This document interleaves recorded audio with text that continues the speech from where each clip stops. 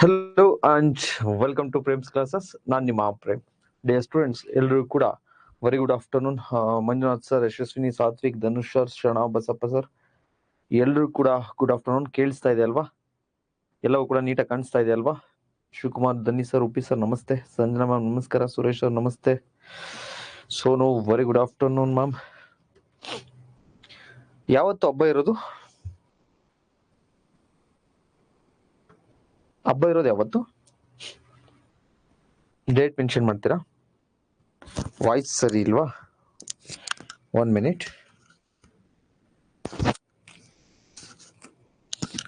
Hello hello, first ಒಂದು second.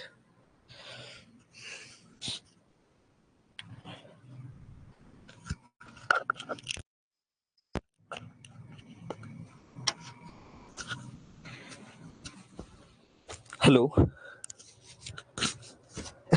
2ನೇ ತಾರೀಕಲ್ವಾ? 2-3 ಅನ್ಸುತ್ತೆ. ಐ ಥಿಂಕ್ 2-3 ಅಥವಾ 1-2.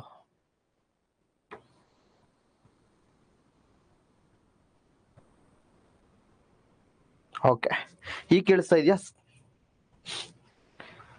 ಸೊ ಕ್ಲಾರಿಟಿ ಇಲ್ಲ ಅಂದ್ರೆ ದಯವಿಟ್ಟು ಫಸ್ಟ್ ಹೇಳಿ, ಮತ್ತೆ ಒಂದು ಮಧ್ಯ ಕ್ಲಾಸ್ ಆಗಿ ಆಮೇಲೆ ಹೇಳ್ಬೇಡಿ. ಮತ್ತೆ ಒಂದಷ್ಟು ಜನಕ್ಕೆ ಲೈವ್ ಜಾಯ್ನ್ ಆಗ್ತಾ ಇಲ್ಲ. ಯಾಕೆ ಜಾಯ್ನ್ ಆಗ್ತಿರಲ್ಲ ಅಂದ್ರೆ ತಾವು ಬ್ಯಾಕ್ ಗ್ರೌಂಡ್ ಅಲ್ಲಿ ಬೇರೆ ಬೇರೆ ಆಪ್ಸ್ ಅನ್ನು ಓಪನ್ ಮಾಡಿರ್ತೀರಾ. ಸೊ ಅವೆಲ್ಲವನ್ನ ಕ್ಲೋಸ್ ಮಾಡಿ ಒಂದ್ಸತಿ ರಿಫ್ರೆಶ್ ಮಾಡಿ, ನಂತರ ನಮ್ಮ ಕ್ಲಾಸಸ್ ಅನ್ನ ಲೈವ್ ಇದ್ದಾಗ ಅದನ್ನ ಮಾತ್ರ ಓಪನ್ ಮಾಡಿ. ಕ್ಲಿಯರ್ ಇದೆ ಅಂತ ಕೆಲವರು ಹೇಳ್ತಿದ್ದೀರಿ.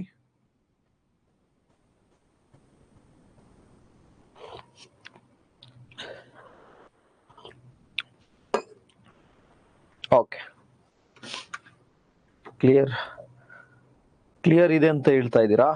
ಉಪ್ಪಿ ಸರ್ ಕ್ಲಿಯರ್ ಇಲ್ಲ ಅಂತ ಹೇಳ್ತಿದ್ದಾರೆ. ಸೊ ದಯವಿಟ್ಟು ಎಲ್ಲರೂ ನೋಡಿ, ಮ್ಯಾಕ್ಸಿಮಮ್ ಜನಕ್ಕೆ ಏನ್ ಬರ್ತಾ ಇದೆ ನೋಡಿ. ಉಪಿ ಸರ್ ಒಂದ್ಸತಿ ರಿಫ್ರೆಶ್ ಮಾಡಿ ನೋಡಿ. ಧನುಷ್ ಸರ್ ಕ್ಲಿಯರ್ ಇದೆಯಾ?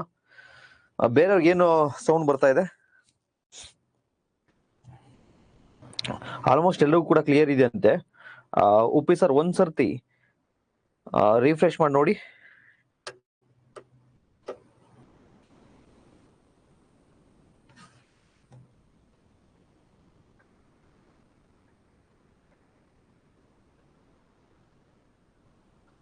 S, okay, done. ನಾನು ಕಳೆದ ತರಗತಿಯಲ್ಲಿ ಜಸ್ಟ್ ಎ ಮಿನಿಟ್.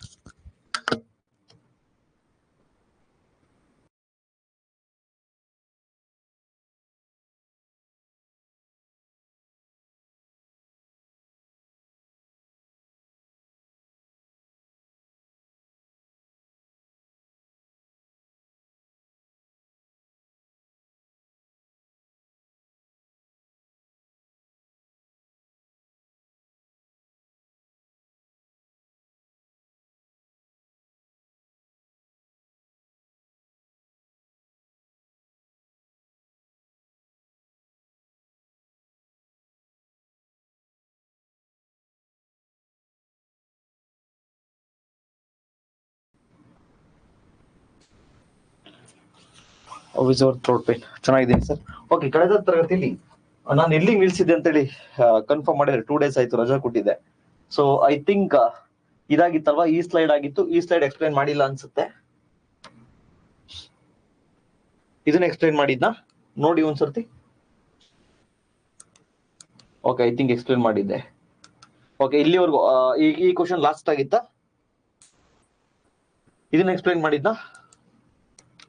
ಎಕ್ಸ್ಪ್ಲೈನ್ ಮಾಡಿಲ್ಲ ಅನ್ಸುತ್ತೆ. ಇಲ್ಲಿ ಲಾಸ್ಟ್ ಆಗಿತ್ತು ಅಂತ ಅನ್ಕೊಂಡಿದೀನಿ ನಾನು. ಸೊ ಒಂದ್ಸರ್ತಿ ಹೇಳ್ತೀರಾ?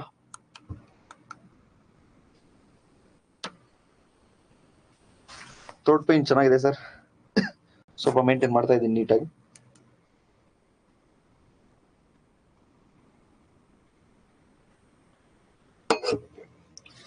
ಇಲ್ಲಿಂದ ಎಕ್ಸ್ಪ್ಲೈನ್ ಮಾಡ್ಬೇಕಲ್ವಾ?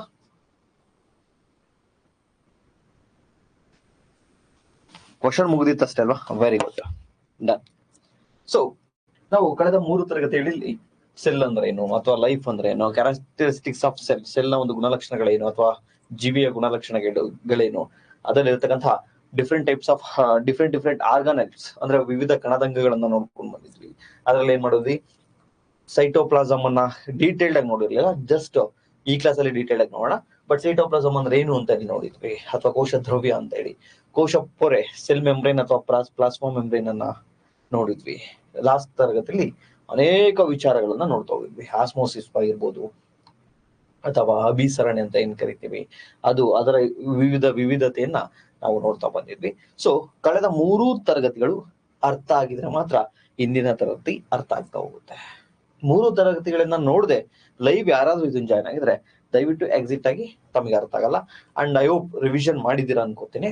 ಸೊ ಒಂದು ಬಾರಿ ನಾವು ಕಳೆದ 3 ತರಗತಿಯಲ್ಲಿ ಏನ್ ಮಾಡಿದ್ವಲ್ವ, ಜಸ್ಟ್ ಅದನ್ನ ಇಲ್ಲಿ ಸಮ್ಮರಿ ತರ ಕೊಟ್ಟಿದ್ದೀವಿ, ಅದನ್ನ ನೋಡ್ತಾ ಬರೋಣ.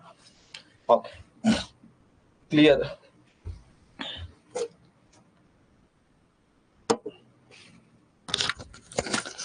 ಸೊ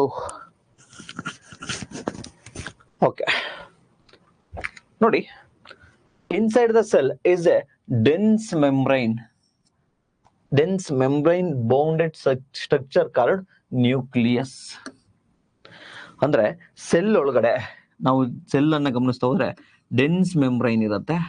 ಅಂದ್ರೆ ಇದು ವರ್ಣತಂತು ಅಥವಾ DNA ಅಂತ ಏನ್ ಕರಿತೀವಲ್ವಾ, ಇದನ್ನ ನೋಡ್ತಾ ಹೋಗ್ತೀವಿ. ಸೊ ಇದು ಸೆಲ್ ಆದ್ರೆ ಇದರಲ್ಲಿರ್ತಕ್ಕಂತಹ ಇದೆ ನ್ಯೂಕ್ಲಿಯಸ್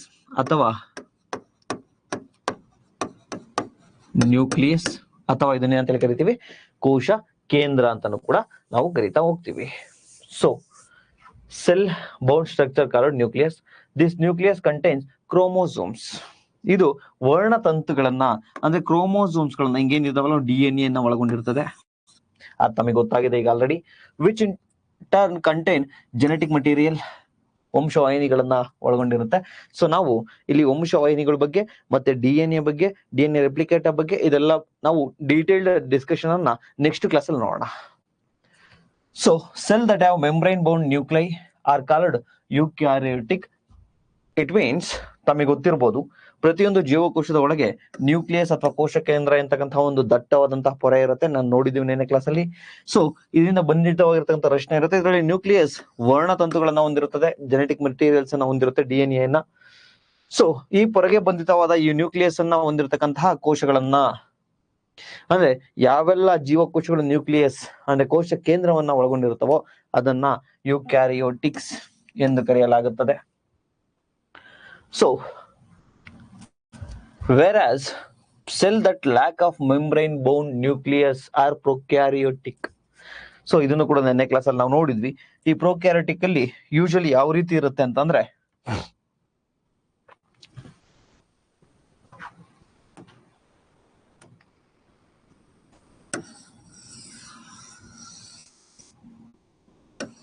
ನ್ಯೂಕ್ಲಿಯಸ್ ಮೆಂಬ್ರೇನ್ ಅಥವಾ ಕೋಶ ಕೇಂದ್ರ ಪೊರೆಯನ್ನ ಹೊಂದಿರತಕ್ಕಂತಹ ಇದ್ರೊಳಗಡೆ ಏನಿರುತ್ತೆ, ಡೆನ್ಸ್ ಮೆಂಬ್ರೈನ್ ರೀತಿಯ ಒಂದು DNA ಜೆನೆಟಿಕ್ಸ್ ಇರುತ್ತೆ, ಅಂದ್ರೆ DNA ಇರುತ್ತೆ. ಈ ರೀತಿ ಈ ಕೋಶ ಕೇಂದ್ರವನ್ನ ಸುತ್ತುವರೆದಿರತಕ್ಕಂತಹ ಒಂದು ಕೋಶ ಕೇಂದ್ರ ಪೊರೆ ಅಥವಾ ನ್ಯೂಕ್ಲಿಯರ್ ಪೊರೆ ಅಂತ ಏನ್ ಕರಿತೀವಿ, ಅದಿದ್ರೆ ಇದನ್ನ ಯುಕ್ಯಾರಿಯೋಟಿಕ್ ಅಂತ ಹೇಳಿ ಕರಿತೀವಿ. ಅದೇ ರೀತಿ ಪ್ರೊಕ್ಯಾರಿಯೋಟಿಕ್ ಅಂದ್ರೆ ಜಸ್ಟ್ ಇಲ್ಲಿ ವರ್ಣತಂತು ಇರುತ್ತೆ, ಅಂದ್ರೆ DNA ಇರುತ್ತೆ, ಆದ್ರೆ ಅದು ನ್ಯೂಕ್ಲಿಯರ್ ಪೊರೆಯಿಂದ ಆವೃತವಾಗಿರುವುದಿಲ್ಲ. ಸೊ ಜಸ್ಟ್ ಇಲ್ಲಿ ವರ್ಣತಂತು ಮಾತ್ರ ಇರುತ್ತೆ, ಇದಕ್ಕೆ ನಗ್ನವಾಗಿರುತ್ತೆ. ಇಟ್ ಮೀನ್ಸ್ ಕೋಶ ಕೇಂದ್ರ ಪೊರೆ ಅಥವಾ ನ್ಯೂಕ್ಲಿಯರ್ ಪೊರೆ ಇರಲ್ಲ. ಸೊ ಇದು ಈ ರೀತಿ ಏನು ನ್ಯೂಕ್ಲಿಯರ್ ಪೊರೆ ಇರಲ್ವಲ್ವಾ, ಇದನ್ನೇ ನಾವೇ ಅಂತ ಹೇಳಿ ಕರಿತೀವಿ ಪ್ರೊಕ್ಯಾರಿಯೋಟಿಕ್ ಅಂತ ಹೇಳಿ ಕರಿತೀವಿ. ಇದನ್ನ ಲಾಸ್ಟ್ ಕ್ಲಾಸ್ ಅಲ್ಲಿ 1 hour ಡಿಸ್ಕಷನ್ ಅನ್ನ ಮಾಡಿದೀವಿ. So in the both prokaryotic and eukaryotic cells, semi-fluid matrix called cytoplasm. So ಎರಡರಲ್ಲೂ ಕೂಡ ಈ ಯುಕ್ಯಾರಿಯೋಟಿಕ್ ಆಗಿರ್ಬೋದು ಅಥವಾ ಈ ಪ್ರೊಕ್ಯಾರಿಯೋಟಿಕ್ ಆಗಿರ್ಬೋದು, ಎರಡರಲ್ಲೂ ಕೂಡ ಒಂದು ಫ್ಲೂಯಿಡ್ ಮ್ಯಾಟ್ರಿಕ್ಸ್ ಅಂದ್ರೆ ದ್ರವ ಇರುತ್ತೆ. ಏನಿರುತ್ತೆ, ಎರಡರಲ್ಲೂ ಕೂಡ ದ್ರವ ಇರುತ್ತೆ. ಸೊ ಇಲ್ಲೂ ದ್ರವ ಇರುತ್ತೆ, ಸೊ ಇಲ್ಲೂ ದ್ರವ ಇರುತ್ತೆ. ಈ ಫ್ಲೂಯಿಡ್ ಮ್ಯಾಟ್ರಿಕ್ಸ್ ಏನಿದೆಯಲ್ವಾ, ಇದನ್ನ ಏನಂತ ಕರಿತೀವಿ ಅಂತ ಹೇಳಿದ್ರೆ ಸೈಟೋಪ್ಲಾಸಮ್. ಇಟ್ ಮೀನ್ಸ್ ಕೋಶ ದ್ರವ್ಯ. ಸೈಟೋ ಮೀನ್ಸ್ ಸೆಲ್ ಅಂದ್ರೆ ಕೋಶ ಅಂತ ಹೇಳಿ, ಪ್ಲಾಸಮ್ ಮೀನ್ಸ್ ದ್ರವ್ಯ ಅಂತ. ಸೊ ಕೋಶ ದ್ರವ್ಯ.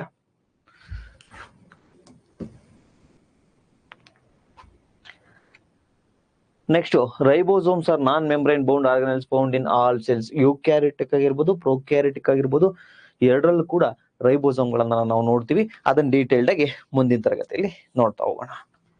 ಸೊ ಜಸ್ಟ್ ಫಾರ್ ರಿವಿಷನ್ ಅಷ್ಟೇ ಇದು. ಓಕೆ, ಪ್ರೊಕ್ಯಾರಿಟಿಕ್ ಸೆಲ್ ಅಂದ್ರೆ ಈಗ ಆಲ್ರೆಡಿ ತಮಗೆ ಗೊತ್ತಿದೆ, ಯಾವುದು ನ್ಯೂಕ್ಲಿಯರ್ ಮೆಂಬ್ರೇನ್ ಅನ್ನ, ಕೋಶ ಕೇಂದ್ರ ಪೊರೆನ ಹೊಂದಿರಲ್ವೋ ಅದನ್ನ ಪ್ರೊಕ್ಯಾರಿಟಿಕ್ ಅಂತ ಹೇಳಿ ಕರಿತೀವಿ. ಫಾರ್ ಎಕ್ಸಾಂಪಲ್ ಬ್ಯಾಕ್ಟೀರಿಯಾ ಆಗಿರ್ಬೋದು, ಅಥವಾ ಬ್ಲೂ ಗ್ರೀನ್ ಆಲ್ಗೆ ಶೈವಲಗಳಾಗಿರ್ಬೋದು, ಅಥವಾ ಮೈಕೋಪ್ಲಾಸ್ಮಾ ಆಗಿರ್ಬೋದು, ಅಥವಾ PPLO ಅಂತ ಹೇಳಿ, ಅಂದ್ರೆ ಇವು ಕೂಡ ಲೈಕ್ ಬ್ಯಾಕ್ಟೀರಿಯಾಸ್ ತರನೇ ಇರುತ್ತೆ, ಬ್ಯಾಕ್ಟೀರಿಯಾಸ್ ತರನೇ ಇರತಕ್ಕಂಥ ಜೀವಿಗಳು. ಸೊ ಇವು ಪ್ರೊಕ್ಯಾರಿಟಿಕ್ಗೆ example. Prokaryotic cell have cell wall made up of peptidoglycan surrounding in the cell membrane except in the mycoplasma. ಅಂದ್ರೆ ಸಿಂಪಲ್, ಕೋಶ ಭಿತ್ತಿ ಅಂತ ನಾವೇನ್ ಕರಿತೀವಲ್ವಾ, ಕೋಶ ಭಿತ್ತಿನ ಒಳಗೊಂಡಿರ್ತವೆ. ಸರ್ ಕೋಶ ಭಿತ್ತಿ ಅಂದ್ರೆ ಏನು ಸರ್? ನಾನು ಅದನ್ನ ಈ ಕ್ಲಾಸಲ್ಲಿ ತಮಗೆ ಹೇಳ್ಕೊಡ್ತೇನೆ, ಡೋಂಟ್ ವರಿ. ಸೊ ಆ ಕೋಶ ಭಿತ್ತಿನ ಯಾವ ಒಳಗೊಂಡಿರ್ತವೆ? Prokaryotic cell. ಸೊ ಸಿಂಪಲ್ ಆಗಿ ತಮಗೆ ಹೇಳ್ಬೇಕು ಅಂದ್ರೆ ನೋಡಿ, ಇದು ಸಸ್ಯ ಜೀವಕೋಶ ಅನ್ಕೊಳ್ಳಿ, ಇದು ಸಸ್ಯ ಜೀವಕೋಶ. ತಮಗೆ ಗೊತ್ತಿದೆ ಇದೇನಿದೆಯಲ್ವಾ, ಇದು ಸೆಲ್ ಮೆಂಬ್ರೇನ್, ಪ್ಲಾಸ್ಮಾ ಮೆಂಬ್ರೇನ್ ಅಂದ್ರೆ ಕೋಶ ಪೊರೆ. ಇದೇನಿದು? ಕೋಶ ಪೊರೆ. ಸೊ ಕೋಶ ಪೊರೆಯಿಂದ ಆಚೆಗೆ ಅಂದ್ರೆ ಅದರಿಂದ ಹೊರಗಡೆ ಒಂದು ಪೊರೆ ಇದೆ, ಅದನ್ನು ನಾವು ಸೆಲ್ ವಾಲ್ ಅಂತ ಹೇಳಿ ಕರಿತೀವಿ.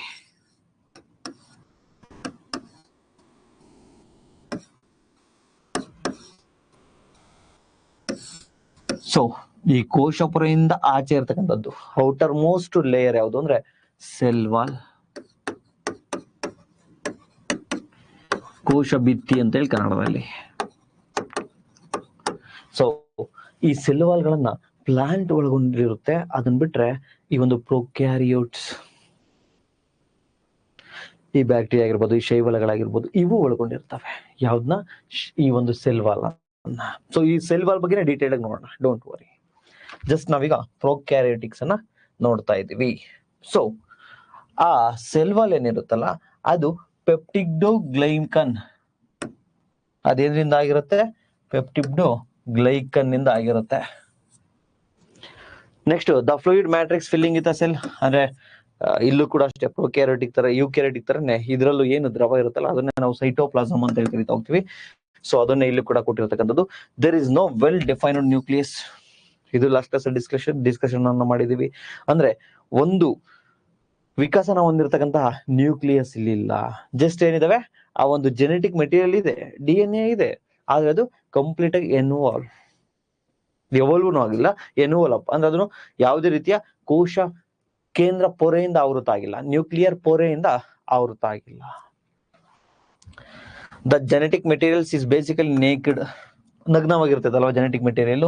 ನೋಡಿ ಇದಾಗಿದ್ರೆ ಇದರಲ್ಲಿ ಜೆನೆಟಿಕ್ ಮೆಟೀರಿಯಲ್ ಹಿಂಗಿರುತ್ತೆ, ಇದ್ರ ಸುತ್ತ ಈ ಕೋಶ ಕೇಂದ್ರ ಪೊರೆ ಇರಲ್ಲ, ನ್ಯೂಕ್ಲಿಯರ್ ಪೊರೆ ಇರಲ್ಲ. So not enveloped by the nuclear membrane, nuclear ಪೊರೆ ಇರಲ್ಲ, ನ್ಯೂಕ್ಲಿಯರ್ ಮೆಂಬ್ರೇನ್ ಇರಲ್ಲ. ಇದು ಲಾಸ್ಟ್ ಕ್ಲಾಸ್ ಅಲ್ಲಿ ನಾವು ನೋಡಿದೀವಿ. So in addition to that genomic DNA, many bacteria have small circular DNA outside the genomic DNA. The small DNA are called plasmids. ಇದು important, ಕನ್ನಡದಲ್ಲಿ ಕೂಡ ಕೊಟ್ಟಿದ್ದೀನಿ ನೋಡಿ. ಜಿನೋಮಿಕ್ DNA ಅನ್ನು ಹೊರತುಪಡಿಸಿ ಅದರಿಂದ ಆಚೆ, ಅದರಿಂದ ಹೊರಗೆ ಸಣ್ಣದಾಗಿರ್ತಕ್ಕಂಥ ವೃತ್ತಾಕಾರವಾಗಿರ್ತಕ್ಕಂಥ DNA ಅನ್ನು ಒಳಗೊಂಡಿರುತ್ತದೆ. ಆ ಸಣ್ಣ ವೃತ್ತಾಕಾರದ DNA ಗಳನ್ನ ನಾವು ಪ್ಲಾಸ್ಮಿಡ್ಗಳು ಎಂದು ಕರಿತೇವೆ. ಸರ್ ಎಲ್ಲಿದೆ ಸರ್? ಒಂದ್ ನಿಮಿಷ ತೋರಿಸ್ತೀನಿ ನಿಮ್ಗೆ.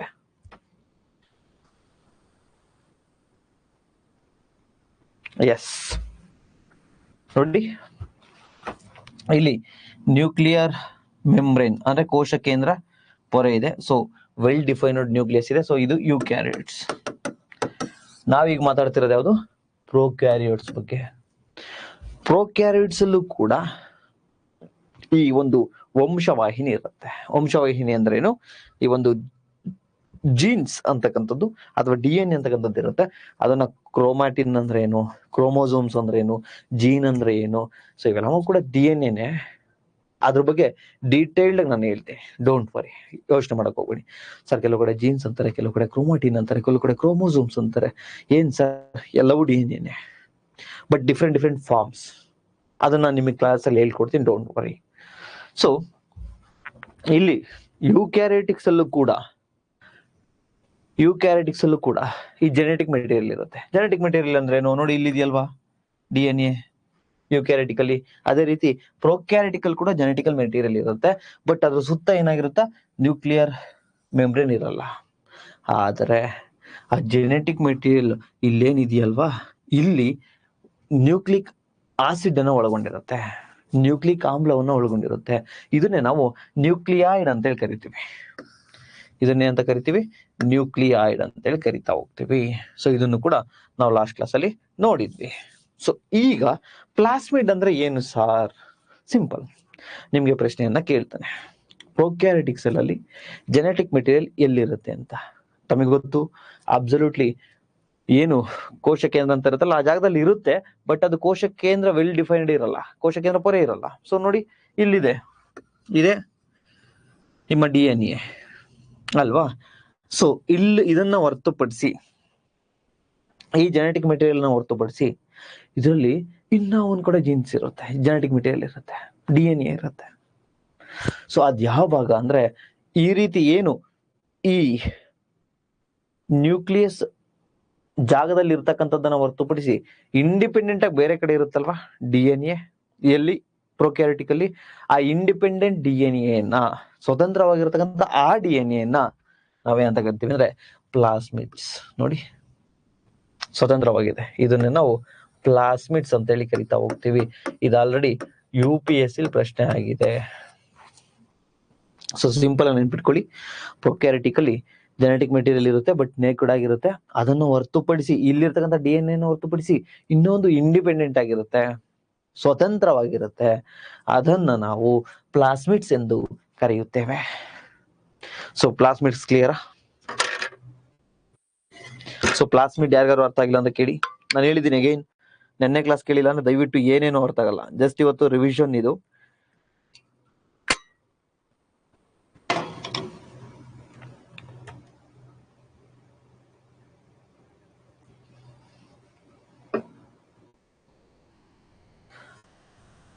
ಪ್ಲಾಸ್ಮಿಡ್ಸ್ ಅಂದ್ರೆ ಅರ್ಥ ಆಯ್ತಾ? ಮಾತಾಡ್ಬೇಕು.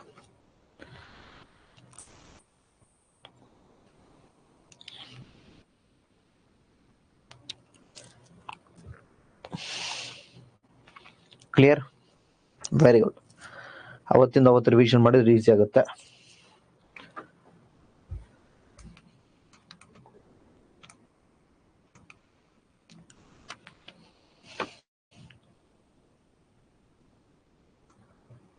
ಓಕೆ, ಇವಾಗ ತಮಗೆ ಒಂದು ಪ್ರಶ್ನೆ. ನಾನು ನೆನ್ನೆ ಕ್ಲಾಸಲ್ಲಿ ಹೇಳ್ಕೊಟ್ಟಿದ್ದೆ ಪ್ಲಾಸ್ಟಿಡ್ಸ್ ಅಂದ್ರೆ ಏನು ಅಂತ. ಪ್ಲಾಸ್ಟಿಡ್ಸ್, ಇದು ಕನ್ನಡದಲ್ಲೂ ಕೂಡ ಇದೆ, ಪ್ಲಾಸ್ಟಿಡ್ಸ್ ಇದು. ನೆಕ್ಸ್ಟ್ ಇವತ್ತು ಹೇಳ್ಕೊಟ್ಟೆ ಪ್ಲಾಸ್ಮಿಡ್ ಅಂದ್ರೆ ಏನು ಅಂತ. ಈಗ ಪ್ಲಾಸ್ಮಿಡ್ ಅಂದ್ರೆ ಏನು, ಪ್ಲಾಸ್ಟಿಡ್ ಅಂದ್ರೆ ಏನು, ಯಾರಾದ್ರೂ ಒಂದೊಂದು ಸೆಂಟೆನ್ಸ್ ಅಥವಾ ಒಂದು ವಾಕ್ಯದಲ್ಲಿ ದಯವಿಟ್ಟು ಆನ್ಸರ್ ಅನ್ನ ಮಾಡಿ. ನಿನ್ನೆ ಕ್ಲಾಸಲ್ಲಿ ಪ್ಲಾಸ್ಟಿಡ್ ಅಂದ್ರೆ ಏನು ಅಂತ ಹೇಳಿ ಹೇಳಿದ್ದೆ, ಅದೆಲ್ಲಿರುತ್ತೆ ಅಂತ ಹೇಳಿ ಹೇಳಿದ್ದೆ. ಇವತ್ತಿನ ಕ್ಲಾಸಲ್ಲಿ ಪ್ಲಾಸ್ಮಿಡ್ ಬಗ್ಗೆ ಹೇಳಿದ್ದೀನಿ. ಎರಡರ ಬಗ್ಗೆನೂ ಪ್ರಶ್ನೆ ಆಗಿದೆ. ಯೂಶಲಿ ಸ್ಟೂಡೆಂಟ್ಸು ಇದನ್ನ ಕನ್ಫ್ಯೂಷನ್ ಅನ್ನ ಮಾಡ್ಕೋತಾರೆ. ದಯವಿಟ್ಟು ಫೋಕಸ್ ಇಂದ ಕೇಳಿ, ನನ್ಗೆ ಆನ್ಸರ್ ಮಾಡಿ. ಪ್ಲಾಸ್ಮಿಡ್ಸ್ ಅಂದ್ರೆ ಏನು ಅಥವಾ ಎಲ್ಲಿರುತ್ತೆ, ಪ್ಲಾಸ್ಟಿಡ್ ಅಂದ್ರೆ ಏನು ಅಥವಾ ಎಲ್ಲಿರುತ್ತೆ.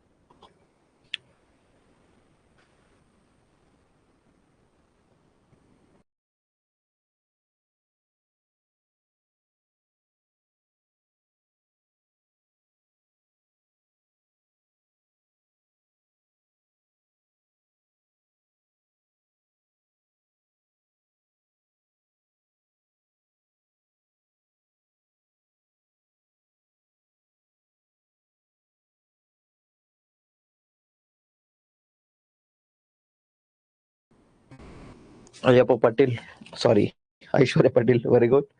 Ayyappa Desai, very good. Sachin sir, very good. At least try ಮಾಡ್ತಿದ್ದಾರೆ. And Aishwarya Patil correct. So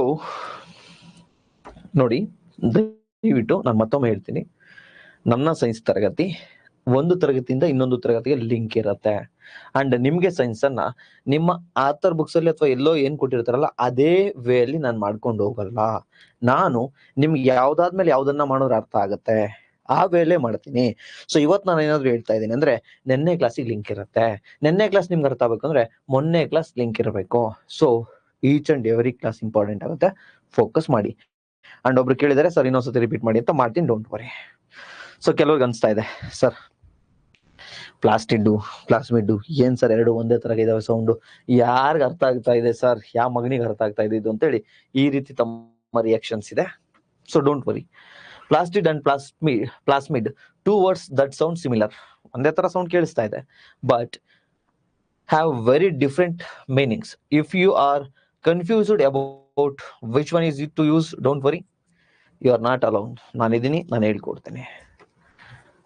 ನೋಡಿ, ಪ್ಲಾಸ್ಟಿಡ್, ನೆಕ್ಸ್ಟ್ ಪ್ಲಾಸ್ಮಿಡ್, ಕನ್ನಡದಲ್ಲೂ ಕೂಡ ಸೇಮ್, ಪ್ಲಾಸ್ಟಿಡ್ ಅಂಡ್ ಪ್ಲಾಸ್ಮಿಡ್. ನೋಡ್ರಿ, ಗಮನ ಕೊಟ್ಟು ದಯವಿಟ್ಟು ಕೇಳಿ, ಗಮನ ಕೊಟ್ಟು ಕೇಳಿ. ತಮಗೆ ನನ್ನೇ ಕ್ಲಾಸಲ್ಲಿ ಕ್ಲೋರೋಫಿಲ್ ಬಗ್ಗೆ ಹೇಳ್ಬೇಕಾದ್ರೆ ಹೇಳ್ಕೊಟ್ಟಿದ್ದೆ.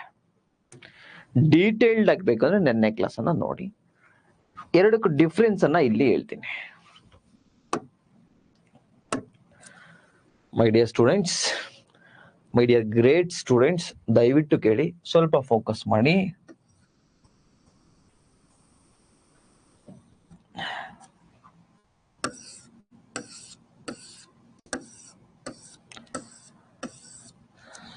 ಇದು eukaryotic cell, prokaryotic cell.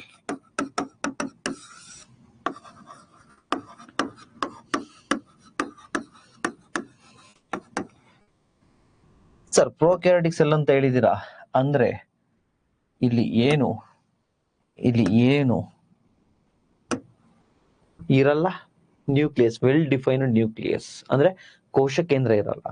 But sir ಇದಿರುತ್ತಾ sir, ಏನು ವರ್ಣತಂತುಗಳು ಇರುತ್ತೆ ಸರ್, ಜೆನೆಟಿಕ್ ಮೆಟೀರಿಯಲ್ ಇರುತ್ತೆ ಸರ್, ನಥಿಂಗ್ ಬಟ್ DNA ಇರುತ್ತೆ ಸರ್, ಡೆಫಿನೆಟ್ಲಿ ಇರುತ್ತೆ. ನೋಡಿ ಇಲ್ಲಿ DNA ಇದೆಯಲ್ಲ, ಡೆಫಿನೆಟ್ಲಿ DNA ಇದೆ, ಕ್ರೋಮೋಸೋಮ್ಸ್ ಇದಾವೆ, ಆದ್ರೆ ಇದ್ರ ಸುತ್ತನೂ ಕೂಡ ಏನಿಲ್ಲ, ನ್ಯೂಕ್ಲಿಯರ್ ಮೆಂಬ್ರೇನ್, ಜೀವಕೋಶ ಕೇಂದ್ರ ಪೊರೆ ಇಲ್ಲ. ಕ್ಲಿಯರ್? ಇದು ಈಗ ಯುಕ್ಯಾರಿಯೋಟಿಕ್, ಸಾರಿ ಪ್ರೊಕ್ಯಾರಿಯೋಟಿಕ್. ಅದೇ ನಮ್ಮ ಯುಕ್ಯಾರಿಯೋಟಿಕ್ ಅನ್ನ ಗಮನಿಸ್ತಾ ಹೋದ್ರೆ ನೋಡಿ, ಕೋಶ ಕೇಂದ್ರ ಪೊರೆ, ಇದು ಏನಿದು,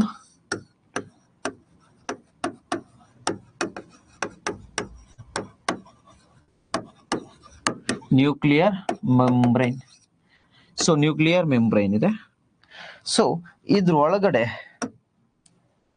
ಏನಿದೆ, ಜೆನೆಟಿಕ್ ಮೆಟೀರಿಯಲ್ ಇದೆ, ನಥಿಂಗ್ ಬಟ್ DNA ಇದೆ.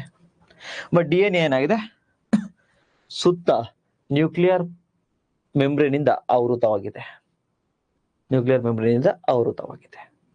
ಸೊ ಇದು ಯುಕ್ಯಾರಿಯೋಟಿಕ್ ಸೆಲ್.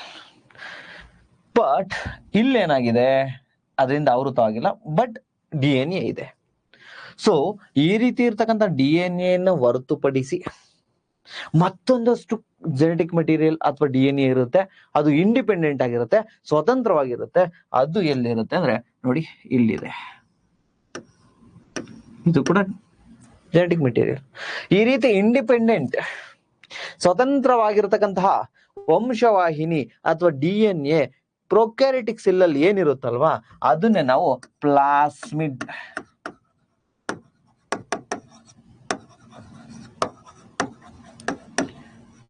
ನೋಡು ರಾಜ, ಸಿಂಪಲ್, ಸ್ವತಂತ್ರವಾಗಿರ್ತಕ್ಕಂಥ ವಂಶವಾಹಿನಿ ಅಥವಾ DNA ಅಥವಾ ಜೆನೆಟಿಕ್ ಮೆಟೀರಿಯಲ್ ಯಾವುದು, ಪ್ಲಾಸ್ಮಿಡ್.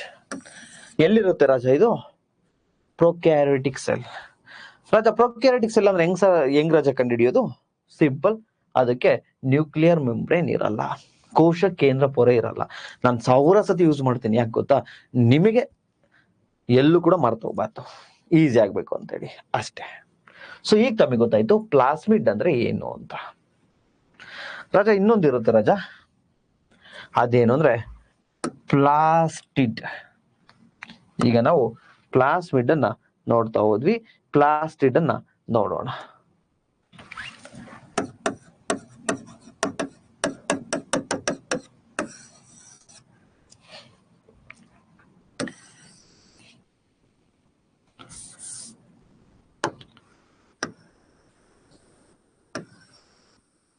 ಇದು ಕೂಡ ಡಬಲ್ ಮೆಂಬ್ರೇನ್ ಇರುತ್ತೆ. ಸೊ ಇದ್ರೊಳಗಡೆ ಏನಿರುತ್ತೆ ಅಂದ್ರೆ ಕ್ಲೋರೋಫಿಲ್ ಇರುತ್ತೆ. ಕ್ಲೋರೋಫಿಲ್ ಅಂದ್ರೆ ಪತ್ರ ಹರಿತು, ಪತ್ರ ಹರಿತು ಕೂಡ ಇಲ್ಲಿರುತ್ತೆ. ಸೊ ಇದು ನಿನ್ನ ಡೀಟೇಲ್ ಓದ್ಬೇಡ. ಸೊ ಇದು ಕೆಲಸ ಏನಾಗಿರುತ್ತೆ, ಪ್ಲಾಸ್ಟಿಡ್ ನ ಕೆಲಸ ಏನಾಗಿರುತ್ತೆ? ಒಂದು ಫುಡ್ ಮ್ಯಾನುಫ್ಯಾಕ್ಚರಿಂಗ್ ಅಂದ್ರೆ ಆಹಾರವನ್ನು ಉತ್ಪಾದನೆ ಮಾಡೋದು, ಆಹಾರವನ್ನು ಉತ್ಪಾದನೆ ಮಾಡ್ಲಿಕ್ಕೆ ಹೆಲ್ಪ್ ಮಾಡುತ್ತೆ.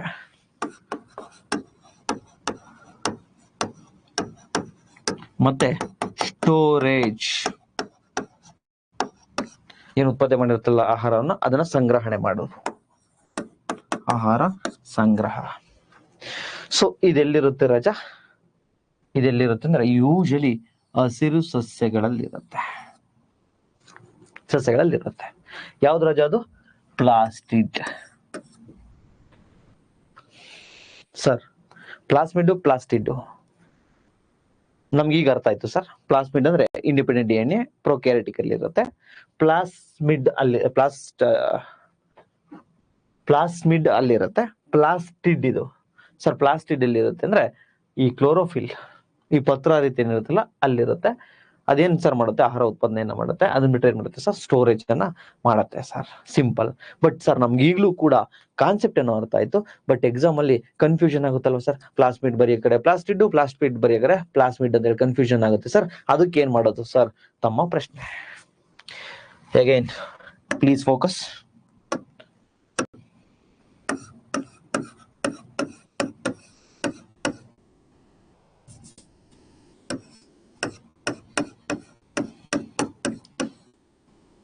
ನೋಡು ರಾಜ, ಪ್ಲಾಸ್ಮಿಡ್ ಒಂದ್ ಕಡೆ ಬರ್ಕೋ, ಇನ್ನೊಂದ್ ಕಡೆ ಏನ್ ಬರ್ಕೋತಿಯಾ? ಪ್ಲಾಸ್ಟಿಡ್.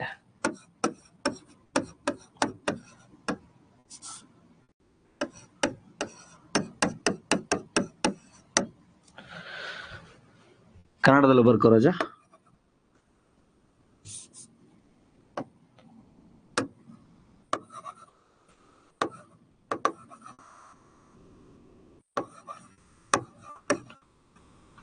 ಪ್ಲಾಸ್ಮಿಡ್, ಪ್ಲಾಸ್ಟಿಡ್. ದಯವಿಟ್ಟು ಈಗ ಇಬ್ರು ನೋಡ್ತಾ ಬನ್ನಿ, Kannada medium and English medium students. ನೋಡಿ, ಪ್ಲಾಸ್ಮಿಡ್ ತಮಗೆ ಗೊತ್ತಾಯ್ತು ಏನ್ರಿ ಇದು? ಇಂಡಿಪೆಂಡೆಂಟ್ ಸೆಲ್ ರೀ. ಎಲ್ಲಿರತ್ರಿ ಇಂಡಿಪೆಂಡೆಂಟ್ ಸೆಲ್? ಇದು ಸಾರಿ, ಇಂಡಿಪೆಂಡೆಂಟ್ ಜೆನೆಟಿಕ್ ಮೆಟೀರಿಯಲ್ ಎಲ್ಲಿರುತ್ತ್ರಿ? ಜೆನೆಟಿಕ್ ಮೆಟೀರಿಯಲ್ ಇಲ್ಲಿರಿದ್ರೆ ಇಲ್ಲಿ ಒಂದು ಇಂಡಿಪೆಂಡೆಂಟ್ ಆಗಿ ಜೆನೆಟಿಕ್ ಮೆಟೀರಿಯಲ್ ಇರುತ್ತೆ. ಇದನ್ನೇ ನಾವೇನಂತ ಕರಿತೀವಿ? ಪ್ಲಾಸ್ಮಿಡ್. ಎಲ್ಲಿರುತ್ತೆ ಇದು? ಪ್ರೊಕ್ಯಾರಿಯೋಟ್ಸ್. ಪ್ರೊಕ್ಯಾರಿಯೋಟ್ಸ್ ಇರುತ್ತೆ ಸರ್. ಪ್ಲಾಸ್ಟಿಡ್ ತಮಗೆ ಗೊತ್ತಾಯ್ತು, food and storage, food manufacturing, storage. ಇಲ್ಲಿ ಪತ್ರ ಹರಿತು, ಕ್ಲೋರೋಪ್ಲಾಸ್ಟ್ ಅಲ್ವೇನಮ್ಮ? ಸೊ ಎರಡಕ್ಕೂ ಒಂದ್ ಅಕ್ಷರ ಮೈನ್ ಪಾಯಿಂಟ್ ಅನ್ನ ವಹಿಸುತ್ತಿಲ್ಲಿ. ಅದ್ಯಾವುದು ಅಂದ್ರೆ, ಒಂದು ಇಲ್ಲಿ ಎಮ್ ಪ್ಲಾಸ್ಮಿ, ಇಲ್ಲಿ ಪ್ಲಾಸ್ಟಿ ಟಿ. ಸೊ ಕ್ಲೋರೋಪ್ಲಾಸ್ಟ್ ಅಂದ್ರೆ ತಮಗೆ ಅರ್ಥ ಆಗುತ್ತೆ, ಪತ್ರ ಹರಿತು ಅಂತ ಈಸಿ ಗೊತ್ತಾಗುತ್ತೆ. ಸೊ ಪತ್ರ ಹರಿತಿಂದ ಏನು ಸಹ ಇದು? ದ್ವಿತೀಯ ಸಂಶ್ಲೇಷಣ ಕ್ರಿಯೆಗೆ ಹೆಲ್ಪ್ ಮಾಡುತ್ತೆ. ಅಂದ್ರೆ ಸೂರ್ಯನ ಬೆಳಕು ಸಸ್ಯಗಳ ಮೇಲೆ ಬಿದ್ದಾಗ ಸಸ್ಯವು ಸೂರ್ಯನ ಬೆಳಕಿನ ಸಹಾಯದೊಂದಿಗೆ ನೀರನ್ನ ಬಳಸಿಕೊಂಡು ತನ್ನ ಆಹಾರವನ್ನ ಪತ್ರ ಹರಿತಿನ ಸಹಾಯದೊಂದಿಗೆ, ಅಂದ್ರೆ ಕ್ಲೋರೋಪ್ಲಾಸ್ಟ್ ನ ಸಹಾಯದೊಂದಿಗೆ ತನ್ನ ಆಹಾರವನ್ನ ತಾನೇ ತಯಾರಿಸಿಕೊಳ್ಳುತ್ತದೆ. ಇದನ್ನೇ ದ್ಯುತಿ ಸಂಶ್ಲೇಷಣ ಕ್ರಿಯೆ ಅಂತ ಹೇಳಿ ಕರಿತೀವಿ. ಫೋಟೋಸಿಂಥೆಸಿಸ್ ಅಂತ ಹೇಳಿ 6ನೇ ಕ್ಲಾಸಲ್ಲಿ ಓದಿರ್ತೀರಾ. ಸೊ ಆ ಫೋಟೋಸಿಂಥೆಸಿಸ್ಗೆ 2 ಇಂಪಾರ್ಟೆಂಟು. ಒಂದು ಸೂರ್ಯನ ಬೆಳಕು, sunlight. Another one is chloroplast, ಪತ್ರಾರಿತ್ತು. ಕ್ಲೋರೋಫಿಲ್, ಕ್ಲೋರೋಪ್ಲಾಸ್ಟ್ ಅಲ್ವೇನ್ರಿ? So plast, chloroplast, chloroplast, plast plast plast plast, T T T T T ಬಂತಲ್ವೇನ್ರಿ? ಸೊ ಪ್ಲಾಸ್ಟಿಡ್, ಟಿ ಬಂತಲ್ವೇನ್ರಿ? ಸೊ ಟಿ ಬಂದಿದೆ ಅಂದ್ರೆ ಅದೇನ್ರಿ? ಫುಡ್ ಮ್ಯಾನುಫ್ಯಾಕ್ಚರಿಂಗ್, ಅದು ಪತ್ರಾರಿತ್ತು ಅಂತ ಹೇಳಿ ನೆನ್ಪಿಟ್ಕೊಂಡ್ಬಿಡಿ. ಟಿ ಪ್ಲಾಸ್ಟಿಡ್. ಇಲ್ಲಿ ನೋಡಿ ಆ ಟಿ ಬರಲ್ಲ, ಇಲ್ಲೇನ್ ಬರುತ್ತೆ? ಪ್ಲಾಸ್ಮಿಡ್. ಸೊ ಒಂದ್ ಗೊತ್ತಾಗಿದೆ ಅಂದ್ರೆ ಇನ್ನೊಂದು ಈಸಿಯಾಗಿ ತಮಗೆ ಗೊತ್ತಾಗುತ್ತೆ. ಇದು ಇಂಡಿಪೆಂಡೆಂಟ್ ಡಿಎನ್ಎ, ಸ್ವಾತಂತ್ರ್ಯ ವಂಶವಾಹಿನಿ ಅಥವಾ ಡಿಎನ್ಎ ಅಥವಾ ಕ್ರೋಮೋಸೋಮ್ಸ್ ಏನಾದ್ರು ಕರ್ಕೊಳ್ಳಿ. ನಾನು ನಿಮ್ಗೆ ಆಮೇಲೆ ಹೇಳ್ಕೊಡ್ತೀನಿ ಜೀನ್ಸ್ ಅಂದ್ರೇನು, ಕ್ರೋಮೋಟಿನ್ ಅಂದ್ರೇನು, ಕ್ರೋಮೋಸೋಮ್ಸ್ ಅಂದ್ರೆ ಏನು ಅಂತೇಳಿ. ಅದನ್ನ ಈಗ ತಲೆಗೆಡ್ಸ್ಕೊಬೇಡಿ. ಸೊ ಇಷ್ಟ ಅರ್ಥ ಆಯ್ತಾ?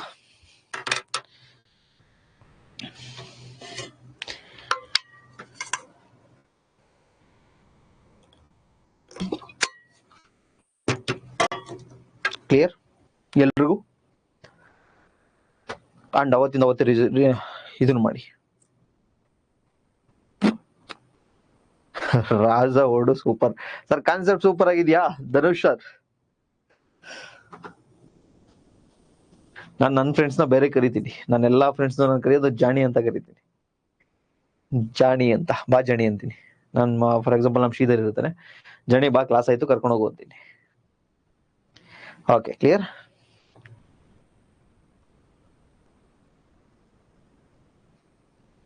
ಹೇಳ್ಕೊಡ್ತೀನಿ ನಾನು, don't worry Aishwarya Patel ma'am. ಇನ್ನೇನು ಅಲ್ಲೇನಿರುತ್ತೆ? ಡಿ ಎನ್ ಎ ಇರುತ್ತೆ. ಡಿ ಎನ್ ಎ ಇದ್ರೆ ಅದ್ರ ಫಂಕ್ಷನ್ ಏನು ಅಂತ ಹೇಳಿ ನಾವು ಡಿ ಎನ್ ಎ ಬಗ್ಗೆ ಮಾತಾಡ್ತೀವಲ್ವ, ಅಲ್ಲಿ ಹೇಳ್ಕೊಡ್ತೀನಿ. ಸರ್ ನೀವು ಬೆಂಕಿ, ಇದು ಎ ಸಿ ಹಾಕೊಂಡ್ಬಿಟ್ಟಿದ್ದೀನಿ ನಾನು. ಬೆಂಕಿ ಆಮೇಲೆ ಹತ್ಕೊಂಡ್ಬಿಟ್ರೆ ಕಷ್ಟ ಅಂತ. ಓಕೆ ನನ್ ಕಾನ್ಸೆಪ್ಟ್ ಕ್ಲಿಯರ್ ಆಗ್ಬೇಕು. ಇನ್ನೂ 10 ಸತಿ ಹೇಳ್ಕೊಟ್ರು ಪರವಾಗಿಲ್ಲ. ಯಾಕಂದ್ರೆ ಆಮೇಲೆ ಕೆಲವರು ಹೇಳ್ತಾನೆ, ಒಬ್ರು ಸ್ಟೂಡೆಂಟ್ಸ್ ಕಾಲ್ ಮಾಡಿದ್ರು, ಸರ್ ಎಕ್ಸಾಮ್ ಬೇಗ ಖಾಲಿ ಆಗುತ್ತೆ ಸರ್, ಏನ್ ಮಾಡೋದು ಸರ್, ನಾನು ಕಂಪ್ಲೀಟ್ ಆಗಿ ಓದಕ್ಕಾಗಲ್ಲ, ಇಂಪಾರ್ಟೆಂಟ್ ಟಾಪಿಕ್ಸ್ ಹೇಳಿ ಸರ್, ನಾನು ಎಲ್ಲ ಸಬ್ಜೆಕ್ಟ್ ಆಗಿ ಅಂದ್ರು. ನೋಡಿ ನಾನು ಹೇಳೋದೊಂದು, ಮಿನಿಮಮ್ 4 months ಅಥವಾ 5 months ಅಥವಾ 6 months ವರ್ಗು ಎಕ್ಸಾಮಿಗೆ ಸಿಗುತ್ತೆ.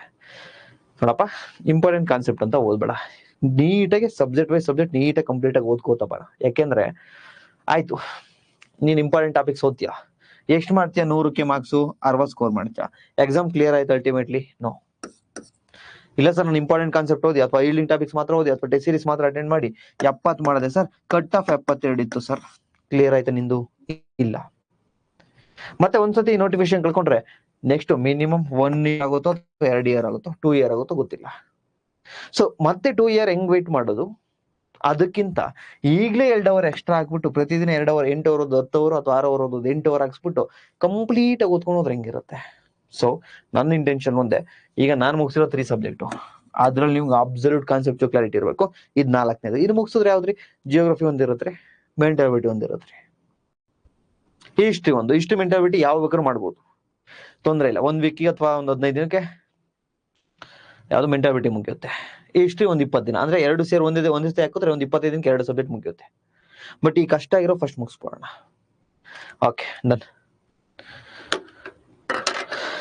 ಥ್ಯಾಂಕ್ ಯು ಸರ್, ನಿಮ್ದೆಲ್ಲ ಎಕನಾಮಿಕ್ ಕ್ಲಾಸಸ್ಸು ಮತ್ತೆ IC classes super. Thank you ma'am, thank you sir Vittal sir, thank you.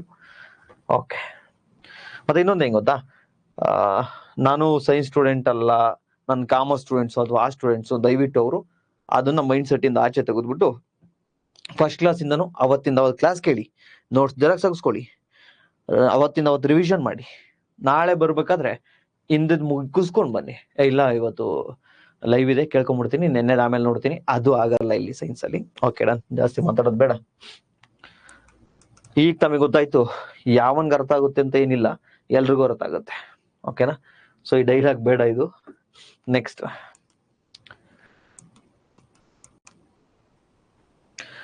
ಕಳೆದ 1 ತರಗತಿಯಿಂದ ನಾವೇನ್ ಮಾಡಿದ್ವಿ ಅಂದ್ರೆ ಪ್ರೊಕ್ಯಾರಿಯೋಟ್ಸ್ ಮತ್ತೆ ಯುಕ್ಯಾರಿಯೋಟ್ಸ್ ಎರಡನ್ನು ಕೂಡ 1-2-3 ಗಂಟೆಯಿಂದ ಮಾತಾಡ್ತಾ ಇದ್ದೀವಿ, ಸರಿನಾ? ಸೊ ಈಗ ನಿಮ್ಗೆ ಒಂದು ಪ್ರಶ್ನೆ, ನನಗೆ ಎಲ್ರೂ ಕೂಡ ಈ ಪ್ರಶ್ನೆಗೆ ಆನ್ಸರ್ ಅನ್ನ ಮಾಡಬೇಕು. Difference between prokaryotic cell and eukaryotic cell. ಓಕೆನಾ? prokaryotic,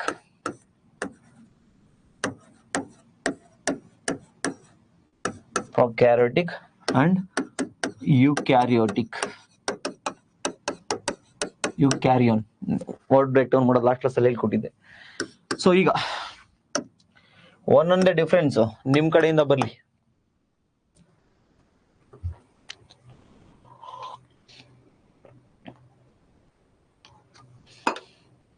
thank you Sachin sir.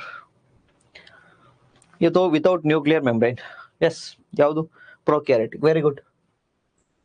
Well defined nuclear membrane ಇಲ್ಲ. ಇಟ್ ಮೀನ್ಸ್ ಪ್ರಿಮಿಟಿವ್ ನ್ಯೂಕ್ಲಿಯರ್ ಅಂದ್ರೆ ಪ್ರಾಥಮಿಕ ಕೋಶ ಕೇಂದ್ರವನ್ನು ಒಳಗೊಂಡಿದೆ. ಇಟ್ ಮೀನ್ಸ್ ಇಲ್ಲಿ ನ್ಯೂಕ್ಲಿಯರ್ ಮೆಂಬ್ರೈನ್ ಇಲ್ಲ, ಕೋಶ ಕೇಂದ್ರ ಪೊರೆ ಇಲ್ಲ. ಇಲ್ಲಿ ವೆಲ್ ಡೆವಲಪ್ಡ್, ನಮ್ಮಲ್ಲಿ ನೋಡಿ, ನಮ್ಮಲ್ಲಿ ವೆಲ್ ಡೆವಲಪ್ಡ್. ಓಕೆ, ನ್ಯೂಕ್ಲಿಯರ್ ಇರುತ್ತೆ, ಇಲ್ಲಿ ನ್ಯೂಕ್ಲಿಯರ್ ಇರಲ್ಲ. Then very good Ayyappa. Prokaryotic cell without cell membrane. Yes, very good. Super sir, notes download ಆಯ್ತು. Okay, very good. Without cell membrane, naked. Yes, very good. Next. Yes Ayyappa, very good. Prokaryotic usually ಏನಾಗಿರ್ತವೆ ಹೇಳಿ? Just a minute.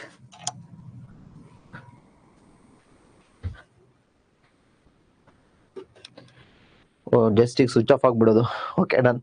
ಪ್ರೊಕ್ಯಾರಿಟಿಕ್ unicellular. Yes, usually ಈ prokaryotic cell ಏನಿರುತ್ತವಲ್ಲ, ಏಕಕೋಶೀಯ ಜೀವಿಗಳು. Unicellular, ಏಕಕೋಶೀಯ ಜೀವಿ.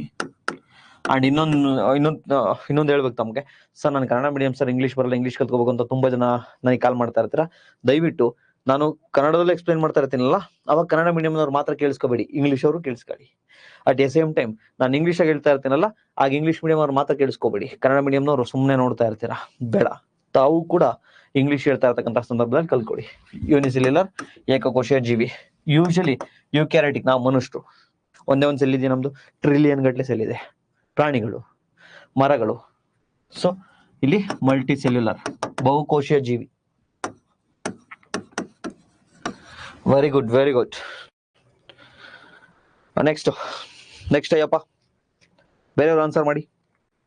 Example ಬಂದ್ರೆ ಇಲ್ಲಿ bacteria ಅಥವಾ amoeba, ಇಲ್ಲಿ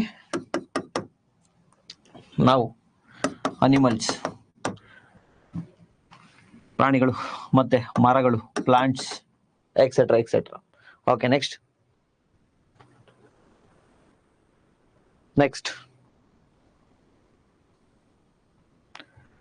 S, very good. Next. Yes, next. ಮತ್ತೆ ತಮಗೆ ಗೊತ್ತಿರಲಿ, ಫಂಗೈ ಕೆಲವು ಏಕಕೋಶೀಯನೂ ಇರುತ್ತವೆ, ಅಂದ್ರೆ ಯೂನಿಸೆಲ್ಯುಲರ್ ಇರುತ್ತೆ, ಮಲ್ಟಿ ಸೆಲ್ಯುಲರ್ ಇರುತ್ತೆ, ಬಹುಕೋಶನೂ ಇರುತ್ತೆ. ಬ್ಯಾಕ್ಟೀರಿಯನ್ ಕೂಡ ಅಷ್ಟೇ, ಯೂನಿಸೆಲ್ಯುಲರ್ ಇರುತ್ತೆ, ಮಲ್ಟಿ ಸೆಲ್ಯುಲರ್ ಇರುತ್ತೆ. ಎಸ್, ವೆರಿ ಗುಡ್ ಐಶ್ವರ್ಯ ಪಾಟೀಲ್, ವೆರಿ ಗುಡ್. ಪ್ರೊಕ್ಯಾರಿಟಿಕ್ ಸೆಲ್ ಅಲ್ಲಿ ಏನಿರುತ್ತೆ? ಸೆಲ್ ವಾಲ್, ಕೋಶ ಭಿತ್ತಿ. ಕನ್ನಡ ಮೀಡಿಯಂನವ್ರು ಕನ್ನಡದಲ್ಲೇ ಹೇಳಿ, ಕೋಶ ಭಿತ್ತಿ. ಯೂಕ್ಯಾರಿಟಿಕ್ ಏನಿರಲ್ಲ, ಕೋಶ ಭಿತ್ತಿ ಇರಲ್ಲ. ಫಾರ್ ಎಕ್ಸಾಂಪಲ್ ನೋಡಿ, ಒಂದು ಟಗರು ನೋಡಿ, ಇದು ನಮ್ಮ ದೇವರ, ನೀವೇನ್ ನಂಬ್ತಿರೋ, ನೀವು ಒಂದು ಪಾಸಿಟಿವ್ ಎನರ್ಜಿ ಅಂತ ನಂಬ್ತಿರೋ, ಅಥವಾ ನೀವು ಅಲ್ಲ ನಂಬ್ತಿರೋ, ನೀವು ಅಥವಾ ಯಾವ್ದಾದ್ರು ನಮ್ಮ ಏನು ಯಾವ್ದಾದ್ರು ಶಿವನ್ನ ನಂಬ್ತಿರೋ, ಅಥವಾ ನೀವು ಯಾವ್ದು ನಂಬ್ತಿರೋ ಗೊತ್ತಿಲ್ಲ. ಆತನ ಸೃಷ್ಟಿ ಹೆಂಗಿದೆ ಅಂದ್ರೆ ನೋಡಿ, ಸೆಲ್ವಾಲ್ ಅನ್ನ ಪ್ರೊಕ್ಯಾರಿಯಟ್ಸ್ಗೆ ಕೊಟ್ಟಿದ್ದಾನೆ. ಅದನ್ನ ಬಿಟ್ರೆ ಇನ್ನೆಲ್ಲಿ ಕೊಟ್ಟಿದ್ದಾನೆ? ಯೂಶಲಿ ನಮ್ಮ ಮರ ಗಿಡಗಳಿಗೂ ಸೆಲ್ವಾಲ್ಗಿದೆ, ಪ್ಲಾಂಟ್ಸ್ಗೂ ಕೂಡ ಇದೆ. ಯೂಕ್ಯಾರಿಯಟ್ ಅಲ್ಲಿ ಮರ ಗಿಡಗಳಿಗೆ ಮಾತ್ರ ಇದೆ. ಸೊ ನಾವು ಈಗ ನಿಂತ್ಕೊಂಡಿದೀವಿ ಅನ್ಕೊಳ್ಳಿ, ಒಂದು ಟಗರು ಓಡ್ ಬಂದು ನಮಗೆ ಗುಮ್ಮಕ್ ಬರ್ತಾ ಇದೆ, ನಾವೇನ್ ಮಾಡ್ತೀವಿ? ಓಡೋಗ್ತೀವಿ. ಸೊ ಅದಕ್ಕೆ ದೇವ್ರು ಡಿಸೈಡ್ ಮಾಡ್ದ, ನೋಡು ಮಗ, ನೀನ್ ಓಡಾಡ್ತೀಯ, ನಿನಗ್ ಸಾಕು, ಏನ್ ಸಾಕು? ಸೆಲ್ ಮೆಂಬ್ರೈನ್ ಸಾಕು, ಅಂದ್ರೆ ಕೋಶಪೊರೆ ಸಾಕು. ನೋಡಿ ಕೋಶಪೊರೆ ಹೆಂಗಿರುತ್ತೆ ಹೇಳಿ?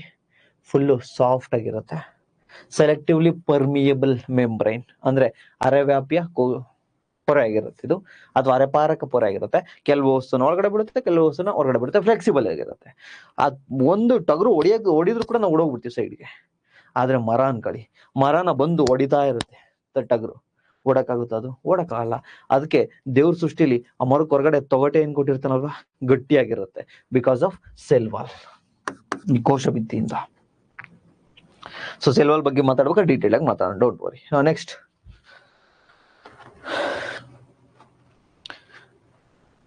ಎಸ್, ಸೆಲ್ ವಾಲು ಪ್ರೊಕ್ಯಾರಿಟಿಕಲ್ ಇರುತ್ತೆ, ಯುಕ್ಯಾರಿಟಿಕಲ್ ಇರುತ್ತೆ, ಬಟ್ ಪ್ಲಾಂಟ್ಸ್ ಫಂಗೈ ಅಂದ್ರೆ ಶೈವಲಗಳು ಅಲ್ಲಿ ಮಾತ್ರ ಇರುತ್ತೆ. Very good. Nucleus absent in prokaryotic, yes ಹೌದು. Next yes, very good. DNA shape ಪ್ರೊಕ್ಯಾರಿಟಿಕಲಿ ಸರ್ಕಲ್ ಆಗಿರುತ್ತೆ, ಸೊ ಯುಕ್ಯಾರಿಟಿಕಲಿ ಲೈನಿಯರ್ ಅಂದ್ರೆ ರೇಖಾತ್ಮಕ. Yes, very good. Next okay, ಈಗ ನಮ್ಮ ನೋಟ್ಸ್ ಅಲ್ಲಿ ಏನಿದೆ ಅಂತೇಳಿ ಒಂದ್ಸತಿ ನೋಡೋಣ. Very good, simple. Eukaryotic, eukaryotic ಅಂದ್ರೆ ನೀನು ಅನ್ಕೋ, ಯು ಮನುಷ್ಯ. ಸೊ ಮಲ್ಟಿ ಸೆಲ್ಯುಲರ್ ಯೂಶಲಿ ಇದು ಅನಿಮಲ್, ಪ್ಲಾಂಟ್ಸ್, ಫಂಗೈ, ಪ್ರೋಟಿಸ್ಟಾ ಇವೆಲ್ಲ ಕೂಡ ಏನು ಹೇಳಿ eukaryotic. Next, any cell that contains clearly defined nucleus and membrane bound organelles. ಇದು ಇಂಪಾರ್ಟೆಂಟ್. ಅಂದ್ರೆ ಯುಕ್ಯಾರಿಯೋಟಿಕ್ ಅಲ್ಲಿ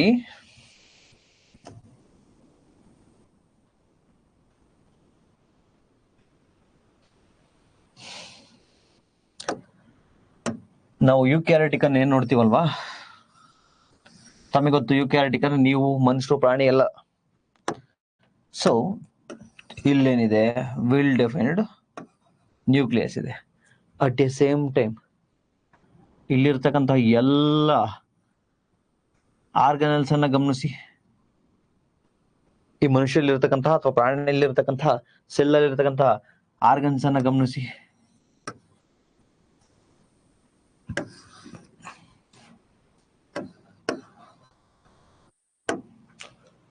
ಇಲ್ಲಿರ್ತಕ್ಕಂಥ ಎಲ್ಲ ಆರ್ಗನಲ್ಸು ಅಂದ್ರೆ ಕಣದಂಗಗಳು, ನಥಿಂಗ್ ಬಟ್ ಈಗ ಮೈಟೋಕಾಂಡ್ರಿಯಾ ಅನ್ಕೊಳ್ಳಿ. ಮೈಟೋಕಾಂಡ್ರಿಯಾ ಇದು ಒಂದು ಕಣದಂಗ ಅಲ್ವಾ. ಸೊ ಇಲ್ಲಿ ಯುಕ್ಯಾರಿಯೋಟಿಕ್ಸ್ ಅಲ್ಲಿ ಇರತಕ್ಕಂತಹ ಈ ಆರ್ಗನಲ್ಸ್ ಏನಿದಾವಲ್ವಾ, ಪ್ರತಿಯೊಂದು ಆರ್ಗನಲ್ಸ್, ಪ್ರತಿಯೊಂದು ಕಣದಂಗಗಳು ಅಂತೇಳಿ, ಮೈಟೋಕಾಂಡ್ರಿಯಾ ಅಥವಾ ಗಾಲ್ಗಿ ಸಂಕೀರ್ಣ ಅಥವಾ ಲೈಸೋಸೋಮ್ ಅಥವಾ ರೈಬೋಸ್ ಎಲ್ಲ ತಗೊಳ್ಳಿ, ಇಲ್ಲಿರ್ತಕ್ಕಂಥ ಆರ್ಗನಲ್ಸ್ ತಗೊಳ್ಳಿ, ಯೂಶಲಿ ಏನಾಗಿರ್ತವೆ, ಮೆಂಬ್ರೈನ್ ಅಂದ್ರೆ ಪೊರೆ. ಸೊ ಪೊರೆಗಳುಳ್ಳ ಕಣದಂಗಗಳನ್ನ ಒಳಗೊಂಡಿರುತ್ತವೆ.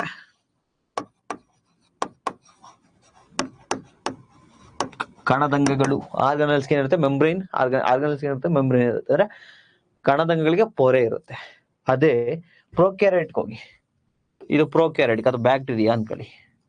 ನೋಡ್ರಿ, ಫಸ್ಟ್ ಆಫ್ ಆಲ್ ಇದಕ್ಕೆ ಮೆಂಬ್ರೈನ್ ಇಲ್ಲ. ನೆಕ್ಸ್ಟ್ ಇಲ್ಲೊಂದಷ್ಟು ಇರುತ್ತೆ, ಯಾವ್ದು ಅದಕ್ಕೂ ಮೆಂಬ್ರೈನ್ ಇಲ್ಲ. ಸೊ ಇಲ್ಲಿ ಮೆಂಬ್ರೈನ್ ಇರ್ತಕ್ಕಂತಹ ಅಂದ್ರೆ ಪೊರೆ ಇರ್ತಕ್ಕಂತಹ ಕಣದಂಗಗಳು ಕಂಡು ಬರ್ತವೆ ಎಲ್ಲಿ, ಯುಕ್ಯಾರಿಯೋಟಿಕ್ ಅಲ್ಲಿ. ಬಟ್ ಪ್ರೊಕ್ಯಾರಿಯೋಟಿಕ್ ಅಲ್ಲಿ ಏನ್ ಬರ್ತವೆ, ಅವು ಕಂಡು ಬರಲ್ಲ. ನೋಡಿ ಸಿಂಪಲ್, ಮೆಂಬ್ರೈನ್ ಬೌಂಡ್ ಆರ್ಗನಲ್ಸ್, ಅದ್ರ ಸುತ್ತ ಪೊರೆ ಇರತಕ್ಕಂತಹ ಕಣದಂಗಗಳು ಕಂಡು ಬರ್ತವೆ ಯುಕ್ಯಾರಿಯೋಟಿಕ್ ಅಲ್ಲಿ. ಪ್ರೊಕ್ಯಾರಿಯೋಟಿಕ್ ಅಲ್ಲಿ ಈ ಬ್ಯಾಕ್ಟೀರಿಯಾ ಅದರಲ್ಲೆಲ್ಲ so does not contain membrane bound nucleus, ಅಂದ್ರೆ ಕೋಶ ಕೇಂದ್ರ ಏನಿರುತ್ತಲ್ಲ ಅದಕ್ಕೆ ಕೋಶ ಕೇಂದ್ರ ಪೊರೆ ಇರಲ್ಲ. ಅಟ್ ಎ ಸೇಮ್ ಟೈಮ್ ಆ ಆರ್ಗನಲ್ಸ್ಗೂ ಇರಲ್ಲ ಮೆಂಬ್ರೈನ್, ಅಂದ್ರೆ ಅಲ್ಲಿ ಇರ್ತಕ್ಕಂಥ ಬೇರೆ ಯಾವ್ದು ಇವಿರ್ತಾವಲ್ವಾ ಕಣದಂಗಗಳು, ಅವಕ್ಕೂ ಇರಲ್ಲ. ಯೂಶಲಿ ಏನಾಗಿರುತ್ತೆ ಅಂದ್ರೆ ಯುಕ್ಯಾರಿಯೋಟಿಕ್ ಮಲ್ಟಿ ಸೆಲ್ಯುಲರ್, ಸಿಕ್ಕಾಬಟ್ಟೆ ಸೆಲ್ ಇರ್ತವೆ, ಆರ್ಗನಲ್ಸ್ ಕೂಡ ನೀಟಾಗಿ ವೆಲ್ ಡಿಫೈನ್ ಆಗಿರ್ತವೆ, ಇಲ್ಲದಿರಲ್ಲ.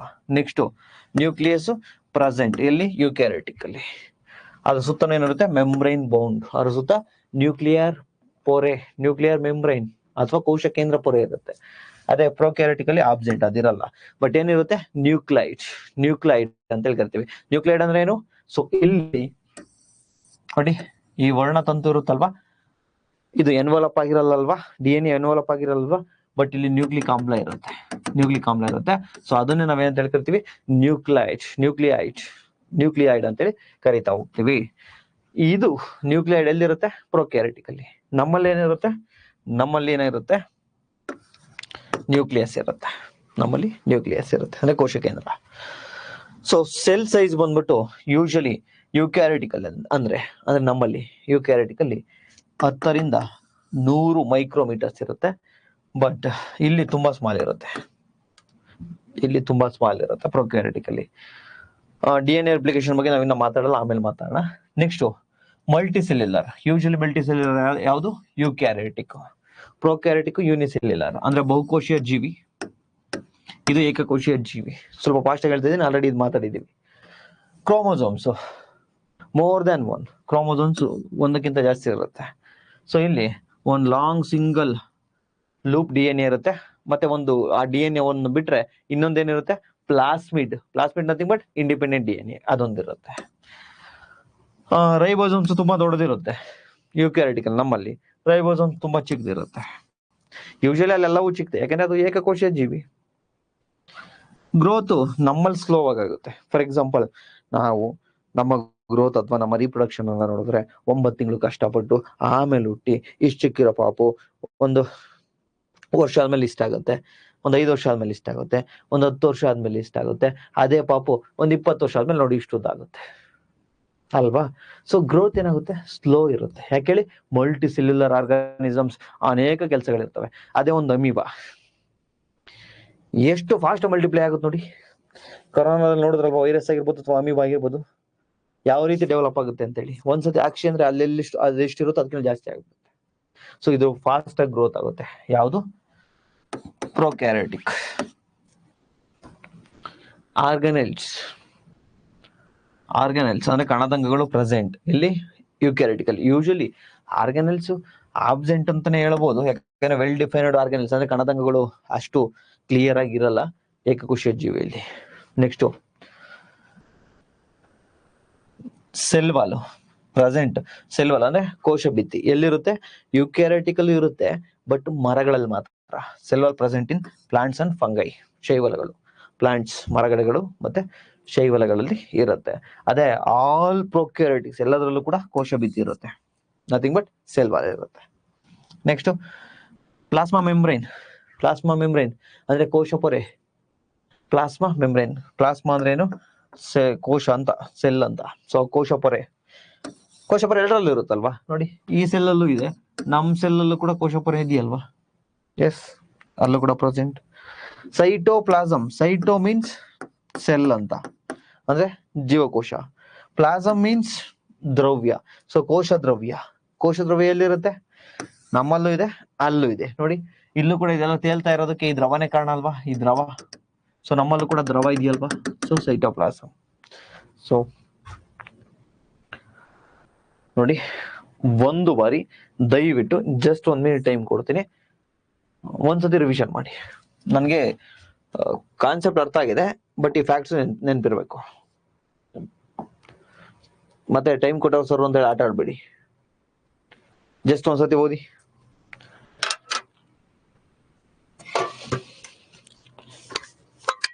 ಎಸ್, ಸೈನೋಬ್ಯಾಕ್ಟೀರಿಯಲ್ ಕೂಡ ಇರುತ್ತೆ, ತನ್ನ ಆಹಾರವನ್ನ ತಾನೇ ತಯಾರಿಸ್ಕೊಳ್ಳುತ್ತೆ.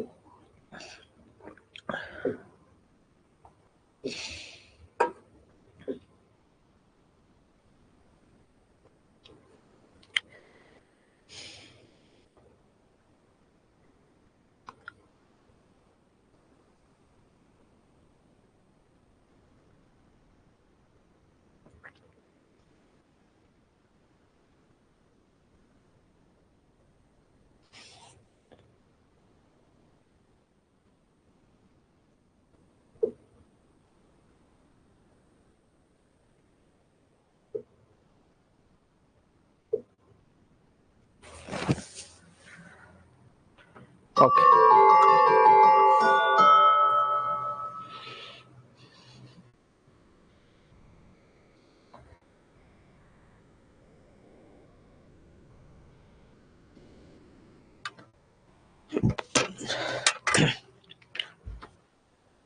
ಓಕೆ,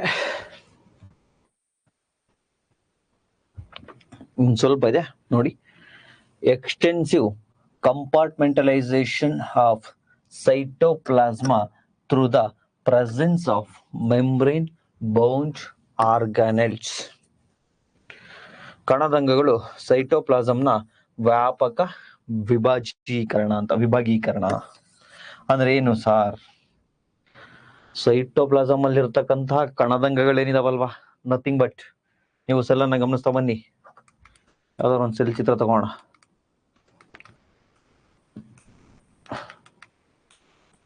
ಎಸ್, ನೋಡಿ ಈ ಸೆಲ್ ನೋಡಿ.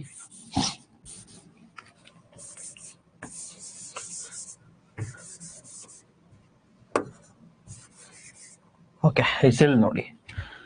ಸೆಲ್ ಅಲ್ಲಿ ಸೈಟೋಪ್ಲಾಸಮ್ ಅಂದ್ರೆ ತಮಗೆ ಗೊತ್ತಾಗಿದೆ ನೋಡಿ. ಇದೊಂದು ಸೆಲ್ ಆದ್ರೆ ಕೋಶ ದ್ರವ್ಯ ಎಲ್ಲಿರುತ್ತೆ ಅಂದ್ರೆ ಇದು ನ್ಯೂಕ್ಲಿಯಸ್. ಸೊ ಈ ಕೋಶ ಕೇಂದ್ರ ಪೊರೆ ಏನಿದೆಯಲ್ವಾ, ಅದರಿಂದ ಒಳಗಡೆ, ಕೋಶ ಕೇಂದ್ರ ಪೊರೆಯಿಂದ ಒಳಗಡೆ ಇಲ್ಲೆಲ್ಲ ಏನ್ ದ್ರವ ಇರುತ್ತಲ್ವಾ, ಫುಲ್ ಇದ್ರಲ್ಲೆಲ್ಲ ಏನ್ ದ್ರವ, ಲಿಕ್ವಿಡ್ ಮ್ಯಾಟ್ರಿಕ್ಸ್, ಫ್ಲೂಯಿಡ್ ಮ್ಯಾಟ್ರಿಕ್ಸ್ ಇರುತ್ತಲ್ವಾ, ಅದನ್ನೇ ನಾವು ಸೈಟೋಪ್ಲಾಸಮ್ ಅಂತ ಹೇಳಿ ಕರಿತೀವಿ. ಕೋಶ ದ್ರವ್ಯ ಅಂತ. ಅದ್ರವ್ಯ ಅದೇನ್ಕಿರುತ್ತೆ ಅಂದ್ರೆ ಇದ್ರಲ್ಲಿ ನಡೀತಾ ಇಲ್ಲಿರ್ತಕ್ಕಂಥ ಆರ್ಗನಲ್ಸ್ ಏನಿರ್ತಾವಲ್ವಾ, ಅಂದ್ರೆ ಕಣದಂಗಗಳು. ಫಾರ್ ಎಕ್ಸಾಂಪಲ್ ಇಲ್ಲಿ ಮೈಟೋಕಾಂಡ್ರಿಯಾ ಇದೆ. ಮೈಟೋಕಾಂಡ್ರಿಯಾ ಎಲ್ಲಿದೆ? ಆ ಸೈಟೋಪ್ಲಾಸಮ್ ಅಲ್ಲೇ ತೇಲ್ತಾ ಇರುತ್ತಲ್ವಾ, ಆ ದ್ರವದಲ್ಲೇ ತೇಲ್ತಾ ಇರುತ್ತೆ. ಸೊ ಇಲ್ಲಿರ್ತಕ್ಕಂತಹ ದ್ರವ ಏನಿದೆ, ಆ ದ್ರವ ಈ ಸೆಲ್ ಒಳಗಡೆ ನಡೀತಾ ಇರ್ತಕ್ಕಂಥ ಪ್ರತಿಯೊಂದು ಕೆಮಿಕಲ್ ರಿಯಾಕ್ಷನ್, ರಾಸಾಯನಿಕ ಪ್ರಕ್ರಿಯೆಗಳಿಗೂ, ನಾನು ಊಟ ಮಾಡ್ತೀನಿ ಅದು ಡೈಜೆಷನ್ ಆಗ್ಬೇಕು ಅಥವಾ ರೀಪ್ರೊಡಕ್ಷನ್ ಆಗ್ಬೇಕು, ಯಾವುದೇ ಕ್ರಿಯೆ ನಡೀಲಿ, ಅದು ಕೆಮಿಕಲ್ ರಿಯಾಕ್ಷನ್, ರಾಸಾಯನಿಕ ಪ್ರಕ್ರಿಯೆ ಎಲ್ಲಾಗುತ್ತೆ, ಈ ಸೈಟೋಪ್ಲಾಸಮ್ ಅಲ್ಲಿರೋ ದ್ರವ ಹೆಲ್ಪ್ ಮಾಡುತ್ತೆ ಅದಕ್ಕೆ. ಸರಿನಾ? ಸೊ ಯೂಶಲಿ ಇಲ್ಲಿರ್ತಕ್ಕಂತಹ ಯೂಕ್ಯಾರಿಯೋಟಿಕ್ ನಲ್ಲಿ ಇರ್ತಕ್ಕಂಥವು ಇವು ಮೆಂಬ್ರೇನ್ ಇರುತ್ತೆ ಅಂತ ಹೇಳಿದ್ದಾರೆ. ಸೊ ನೆಕ್ಸ್ಟ್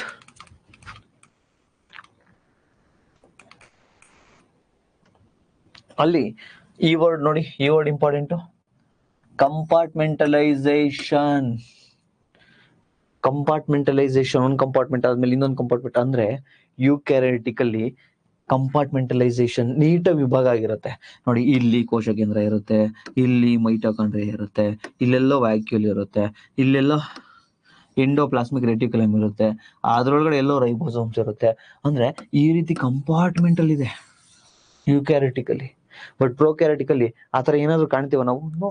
ನೋಡಿ, ಕಂಪಾರ್ಟ್ಮೆಂಟಲೈಸೇಷನ್ ಏನಾದ್ರು ಕಾಣ್ತೀವ? ನೀಟ ವಿಭಜನೆ ಏನಾದ್ರು ಆಗಿದೆಯಾ ನೋಡಿ? ಇಲ್ಲಿ ಏನಾದ್ರು ಕಾಣಿಸ್ತಾ ಇದೆಯಾ? ಏನು ಕಾಣಿಸ್ತಿಲ್ಲ. ಇಲ್ಲೊಂದು ವರ್ಣತಂತುಗಳು ಕಾಣಿಸ್ತಾ ಇದಾವೆ, ಅದು ನ್ಯೂಕ್ಲೈಡ್ ಅಂತ ಹೇಳಿ ಕರಿತೀವಿ. ಇಲ್ಲೊಂದು ಪ್ಲಾಸ್ಮಿಡ್ ಕಾಣಿಸ್ತಾ ಇದೆ, ಅದ್ ಬಿಟ್ರೆ ಏನ್ ಕಾಣಿಸ್ತಾ ಇದೆಯಾ? ಕೋಶ ದ್ರವ್ಯ ಒಂದಿದೆ, ಸೈಟೋಪ್ಲಾಸಮ್.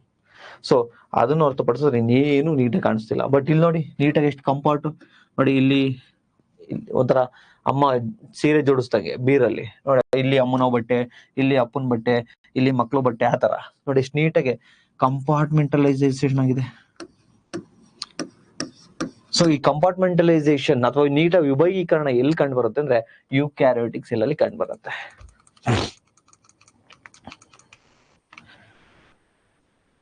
ನೆಕ್ಸ್ಟ್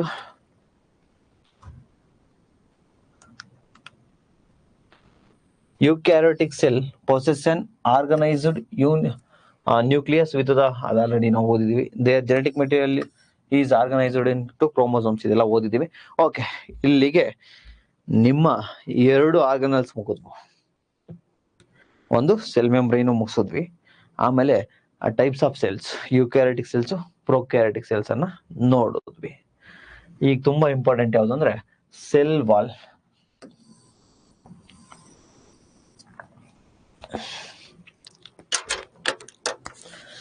ಕೋಶ ಭಿತ್ತಿ, ಇದ್ರ ಬಗ್ಗೆನೂ ನಾನು ಹೇಳಿದೆ. ಈ ಮರ ಗಿಡಗಳ ತೊಗಟೆ ಏನಿರುತ್ತಲ್ಲ, ಆಚೆ ಏನಿರುತ್ತಲ್ಲ, ಅದೇ ಸೆಲ್ ವಾಲ್ ನೋಡಿ.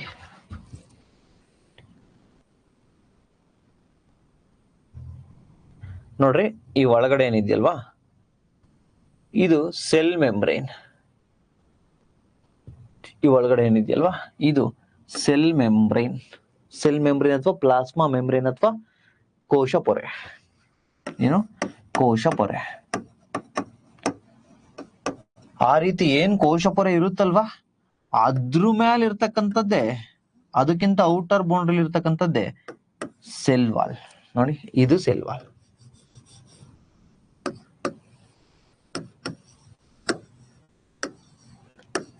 ಸೆಲ್ ವಾಲ್ ಇದೆ ಸೆಲ್ ವಾಲ್. ಇಟ್ ಮೀನ್ಸ್ ತಮ್ಗೆ ಈಗ ಏನ್ ಗೊತ್ತಾಯ್ತು ಅಂದ್ರೆ, ಬ್ಯೂಟಿಫುಲ್ ಕಾನ್ಸೆಪ್ಟ್. ಮರ ಗಿಡಗಳಿಗೆ ಯಾರಾದ್ರೂ ಒಂದು ಡಿಚ್ಚಿ ಹೊಡೋರು ಏನೋ ನೋವಾಗುತ್ತೆ, ನಮ್ಗೆ ನೋವಾಗುತ್ತೆ. ಯಾಕೆ ಹೇಳಿ? ಸೆಲ್ ವಾಲ್ ಹೊರಗಡೆ ಇರುತ್ತೆ, ಕೋಶ ಭಿತ್ತಿ ಅಂತೇಳಿ ಕನ್ನಡದಲ್ಲಿ ಕರಿತೀವಿ, ಅದು ಹೊರಗಡೆ ಇರುತ್ತೆ. So cell wall is A non living. ಇದಕ್ಕೆ ಜೀವ ಇರುತ್ತೆ? ಇರಲ್ಲ, ಜೀವ ಇರಲ್ಲ. ನಾನ್ ಲಿವಿಂಗ್ ಇದು, ಅಂದ್ರೆ ಫುಲ್ ಗಟ್ಟಿಯಾಗಿರುತ್ತೆ. Non living and rigid structure. ಕಠಿಣವಾಗಿರುತ್ತೆ. ಯಾಕೆ ಕಠಿಣವಾಗಿರುತ್ತೆ? ಯಾರಾದ್ರೂ ಬಂದು ಆ ಮರಕ್ಕೆ ಕೊಡೋದ್ರು ಕೂಡ ಆ ಮರ ಕಾಣೆ ಆಗ್ಬಾರ್ದು. ಅದೇ ನಮ್ಗೆ ಒಂದ್ ಕೊಟ್ರೆ ಹೆಂಗ್ ನಾವು ಹೋಗುತ್ತೆ ಹೇಳಿ? ಯಾಕಂದ್ರೆ ನಮಗೆ ಸೆಲ್ ವಾಲ್ ಇಲ್ಲ. ಏನಿದೆ? ಜಸ್ಟ್ ಸೆಲ್ ಮೆಂಬ್ರೇನ್, ಕೋಶ ಪೊರೆ ಮಾತ್ರ ಇದೆ. ನಾನ್ ಲಿವಿಂಗ್, ರಿಜಿಡ್ ಸ್ಟ್ರಕ್ಚರ್, ನಿರ್ಜೀವ ಮತ್ತೆ ಕಠಿಣ ರಚನೆ ಇರುತ್ತದೆ. Card cell wall forms an outer covering for the plasma membrane. ಇದೇನ್ ಮಾಡುತ್ತೆ? ಸಸ್ಯಗಳು ಮತ್ತೆ ಶಿಲೀಂಧ್ರಗಳು ಮತ್ತೆ ಪ್ರೊಕ್ಯಾರಿಟಿಕ್ಸ್ ಅಂದ್ರೆ ಬ್ಯಾಕ್ಟೀರಿಯಾಗಳು ಸೇರಿದಂತೆ ಆ ಏನು ಪ್ಲಾಸ್ಮಾ ಪೊರೆ ಇರುತ್ತಲ್ವಾ, ನಥಿಂಗ್ ಬಟ್ ಈ ಕೋಶ ಪೊರೆ ಏನಿರುತ್ತಲ್ವಾ ಅದರಿಂದ ಆಚೆ ಇರುತ್ತೆ. ಆ ಕೋಶ ಪೊರೆಯಿಂದ ಹೊರಗಿನ ಹೊದಿಕೆಯನ್ನ ರೂಪಿಸುತ್ತದೆ. ಕ್ಲಿಯರ್? ಎಲ್ಲೆಲ್ಲಿ ಕಂಡು ಬರುತ್ತೆ ಸರ್ ಸೆಲ್ ವಾಲ್ ಅಂದ್ರೆ? ನಮ್ಮ ಪ್ಲಾಂಟ್ಸ್ ಅಲ್ಲಿ, ಸಸ್ಯಗಳಲ್ಲಿ. ಅದ್ ಬಿಟ್ರೆ ಇನ್ನೆಲ್ಲಿ? ಪ್ರೊಕ್ಯಾರಿಯಟ್ಗಳಲ್ಲಿ. ಅದನ್ ಬಿಟ್ರೆ ಇನ್ನೆಲ್ಲಿ? ಫಂಗೈ, ಶೈವಲಗಳು, ಸಸ್ಯಗಳು, ಪ್ರಾಣಿಗಳು ಮತ್ತೆ ಶಿಲೀಂಧ್ರಗಳು ಅಥವಾ ಶೈವಲಗಳು ಅಂದ್ರೆ ಪಾಚಿ ಏನಿರುತ್ತಲ್ಲ ಅಲ್ಲಿ ಸೆಲ್ ವಾಲ್ ಕಂಡು ಬರುತ್ತೆ. The plant cell wall is mainly composed of cellulose. ಇದು ಇಂಪಾರ್ಟೆಂಟು. ಸೊ ಸಸ್ಯ ಕೋಶ ಭಿತ್ತಿ ಏನಿದೆಯಲ್ವಾ, ಸಸ್ಯಕ್ಕೆ ಕೋಶ ಭಿತ್ತಿ ಅಥವಾ ಸೆಲ್ ವಾಲ್ ಏನಿದೆಯಲ್ವಾ, ಅದ್ ಯಾವ್ದ್ರಿಂದ ಆಗಿದೆ ಅಂದ್ರೆ ಸೆಲ್ಯುಲೋಸ್. ಈ ಫ್ಯಾಕ್ಟ್ ಇಂಪಾರ್ಟೆಂಟು. ಸೆಲ್ಯುಲೋಸ್, ಸೆಲ್ಯುಲೋಸ್ ನಿಂದಾನೇ ಪ್ಲಾಂಟ್ ಆಗಿರೋದು. ಸರ್ ಸೆಲ್ಯುಲೋಸ್ ಅಂದ್ರೆ ಏನು ಸರ್? ಅದೊಂದು ಕಾಂಪ್ಲೆಕ್ಸ್ ಮೆಟೀರಿಯಲ್, ಅಂದ್ರೆ ಸಂಕೀರ್ಣವಾಗಿರ್ತಕ್ಕಂಥದ್ದು. ಸೆಲ್ಯುಲೋಸ್ ಒಂದು ಸಂಕೀರ್ಣ ವಸ್ತು. ಸರ್ ಬಿಡಿ ಸರ್, ನಾವು ಓದಿದೀವಿ, ಬಯಟ್ ಮಾಡಿದೀವಿ. Sir what is the meaning of complex? Science ಬಿಡಿ. ಸಂಕೀರ್ಣ ಅಂದ್ರೆ ಏನು ನೋಡಿ, ಸಿಂಪಲ್. ಸಂಕೀರ್ಣ ಅಂದ್ರೆ ಒಂದೆರಡು ಎಕ್ಸಾಂಪಲ್ ಕೊಡ್ತೀನಿ. ಎಕನಾಮಿ ಸಬ್ಜೆಕ್ಟ್ ಒಂದು ಸಂಕೀರ್ಣವಾಗಿರ್ತಕ್ಕಂಥ ಸಬ್ಜೆಕ್ಟ್. ಆದರೆ ಪ್ರೇಮ್ ಸರ್ ಅದನ್ನ ಸಂಕೀರ್ಣ ಆಗಿರ್ತಕ್ಕಂಥ ಸಬ್ಜೆಕ್ಟ್ ಅನ್ನು ಕೂಡ ಈಸಿಯಾಗಿ ಹೇಳ್ಕೊಡ್ತಾರೆ. ನಥಿಂಗ್ ಬಟ್ ಹೆಂಗೆಂಗೋ ಇರೋದು, ಅಂದ್ರೆ ಫುಲ್ ಕಾಂಪ್ಲೆಕ್ಸ್ ಆಗಿರೋದು. ಫಾರ್ ಎಕ್ಸಾಂಪಲ್, ಇಲ್ಲಿ ಸೈನ್ಸ್ ಬಿಡಿ, ಜಸ್ಟ್ ಕಾಂಪ್ಲೆಕ್ಸ್ ಅನ್ನೋ ವರ್ಡ್ ಅರ್ಥ ತಿಳ್ಕೊಳ್ಳಿ. ನೋಡ್ರಿ, ಇದೊಂದು ವೈರ್ ಇದೆ ಅನ್ಕೊಳ್ಳಿ, ಹೆಂಗಿದೆ. ಇನ್ನ ಒಂದು ವೈರ್ ಇದೆ,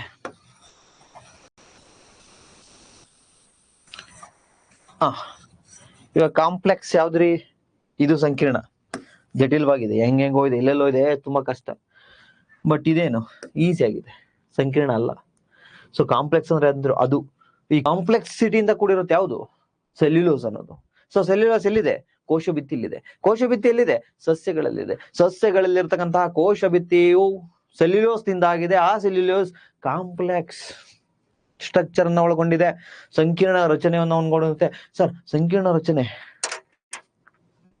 ಒಳಗೊಂಡಿದ್ದೆ ಎಂದಾಗ ಎಷ್ಟು ಸ್ಟ್ರಾಂಗ್ ಆಗಿರುತ್ತಲ್ವಾ? ಸೊ ಈ ಸೆಲ್ ವಾಲೆ, ಈ ಒಂದು ಸೆಲ್ಯುಲೋಸೆ, ಸೆಲ್ ವಾಲ್ ಇರ್ತಕ್ಕಂಥ ಕೋಶ ಭಿತ್ತಿಯಲ್ಲಿರ್ತಕ್ಕಂಥ ಈ ಸೆಲ್ಯುಲೋಸೆ ಆ ಒಂದು ಮರಕ್ಕಷ್ಟು ಸ್ಟ್ರೆಂತ್ ಅನ್ನ ಕೊಟ್ಟಿರೋದು. ಆ ಔಟ್ಸೈಡ್ ಯಾರನ್ನ ಬಂದು ಹೊಡೆದ್ರೆ ಅವನಿಗೆ ನೋವಾಗತ್ತೆ ಅಲ್ವಾ? ಸೊ ಯಾವತ್ತೂ ಕೂಡ ಸಂಕೀರ್ಣವಾಗಿರ್ಬೇಕು. ಸಂಕೀರ್ಣ ವಸ್ತುವಿಂದಾಗಿದ್ದು ಸಸ್ಯಗಳಿಗೆ ರಚನಾತ್ಮಕ ಶಕ್ತಿಯನ್ನ ಒದಗಿಸುತ್ತದೆ. ಸೊ ತಮಗೆ ಗೊತ್ತಾಯ್ತು ಈಗ ಸೆಲ್ ವಾಲ್ ಅಂದ್ರೆ ಏನಂತ ಗೊತ್ತಾಯ್ತು. ಫಂಗೈಲಿ ಇರುತ್ತೆ, ಪ್ಲಾಂಟ್ಸ್ ಸಸ್ಯಗಳಲ್ಲಿ ಇರುತ್ತೆ, ಪ್ರೊಕ್ಯಾರಿಯಟ್ಸ್ ಅಲ್ಲಿ ಇರುತ್ತೆ. ಸೊ ಈ ಸೆಲ್ ವಾಲ್ ನ ಕೆಲಸ, ಫಂಕ್ಷನ್ಸ್, ಕಾರ್ಯಗಳೇನು ಅಂದ್ರೆ ಕನ್ನಡದಲ್ಲಿ ಇದೆ, don't worry.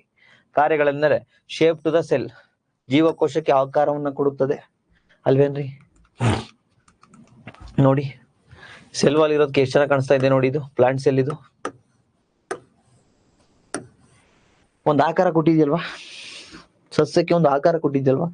S, shape the cell protects the cell from the mechanical damage. ಅಂದ್ರೆ ಕನ್ನಡದಲ್ಲಿ ಜೀವಕೋಶವನ್ನು ಯಾಂತ್ರಿಕ ಹಾನಿಯಿಂದ ರಕ್ಷಿಸುತ್ತದೆ. ಅಂದ್ರೆ ಯಾಂತ್ರಿಕ ಏನು ಅಂದ್ರೆ ನಾನು ಹೇಳಿದ್ನಲ್ವಾ, ಒಂದು ಮರ ನಿಂತಿರುತ್ತೆ, ಟಗ್ರು ಬಂದು ಓಡ್ ಹೊಡಿಯುತ್ತೆ, ಇದೇ ಮೆಕ್ಯಾನಿಕಲ್ ಡ್ಯಾಮೇಜ್, ಯಾಂತ್ರಿಕ. ಅದು ಯಾವ್ದಾದ್ರು ಮರ ಇರುತ್ತೆ, ಯಾರಾದ್ರೂ ಸೈಕಲ್ ಹೋಗ್ತಾ ಅದಕ್ಕೆ ಗುದ್ದು ಬಿಡ್ತಾನೆ. ಸೊ ಈ ಡ್ಯಾಮೇಜ್ ಇಂದ ಬರೀ ಸೆಲ್ ಮೆಂಬ್ರೇನ್ ಅಷ್ಟೇ ಇದ್ದಿದ್ರೆ, ಜೀವಕೋಶ ಪೊರೆ ಮಾತ್ರ ಇದ್ದಿದ್ರೆ, ನಾನು ಸೈಕಲ್ ಗುದ್ದ ತಕ್ಷಣ ಮರ ಬಿದ್ದೋಗ್ಬಿಡೋದು. ಈಗೇನಿದೆ ಅದನ್ನ ಡ್ಯಾಮೇಜ್ ಮಾಡಕ್ಕೆ ರಕ್ಷಿಸುತ್ತೆ ಯಾವುದು, ಸೆಲ್ ವಾಲ್.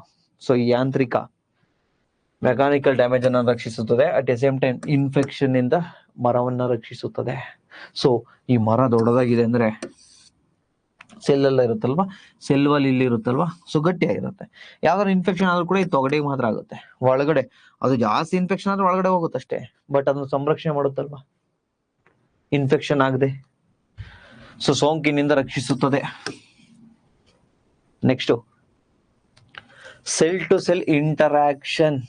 ಈಗ ಈ ಸೆಲ್ ವಾಲ್ ಅಂತಕ್ಕಂಥದ್ದು ತುಂಬಾ ಬ್ಯೂಟಿಫುಲ್. ಒಂದ್ ನಿಮಿಷ.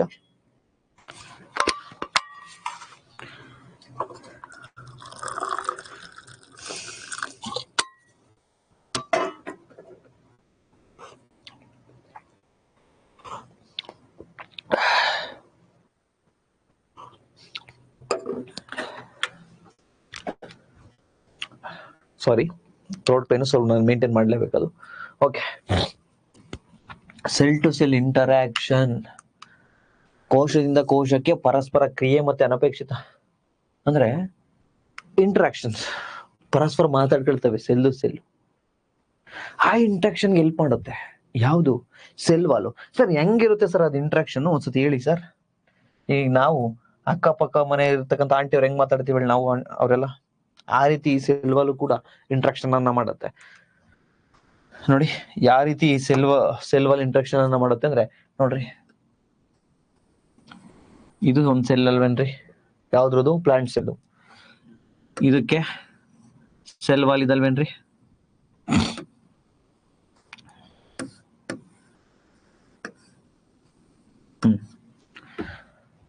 ಈ ಔಟರ್ ಮೋಸ್ಟ್ ಲೇಯರ್ ಏನಿದೆಯಲ್ವಾ, ಇದೇ ಸೆಲ್ ವಾಲ್.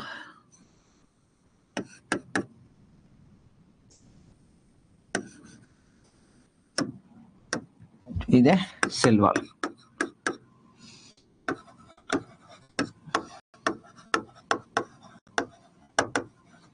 ಕೋಶಭಿತ್ತಿ.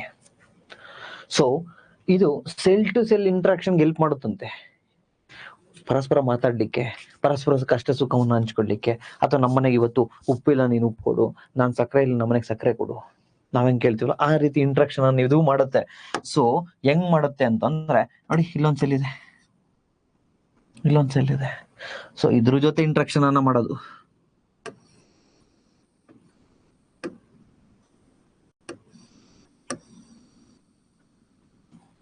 ಸೊ ಈ ರೀತಿ ಇಂಟ್ರಾಕ್ಷನ್ ಮಾಡುತ್ತೆ ನೋಡಿ, ಈ ರೀತಿ ನೋಡಿ. ಈ ಸೆಲ್ಗೂ ಇಂಟ್ರಾಕ್ಷನ್ ನೋಡಿ ಯಾವ್ದು ಮಾಡ್ತಾ ಇರೋದು, ಈ ಕೋಶ ಭಿತ್ತಿ ಸೆಲ್ ವಾಲ್ ಅಲ್ವೇನ್ರಿ. ಸೊ ಇದಕ್ಕೆ ಇನ್ನೊಂದ್ ಸೆಲ್ ಇಂಟ್ರಾಕ್ಷನ್ ಮಾಡುತ್ತೆ. ಫಾರ್ ಎಕ್ಸಾಂಪಲ್ ಇಲ್ಲೊಂದ್ ಸೆಲ್ ಇದೆ, ಸೊ ಇದು ಇಂಟ್ರಾಕ್ಷನ್ ಮಾಡ್ಬೇಕಲ್ವೇನ್ರಿ. ಸೊ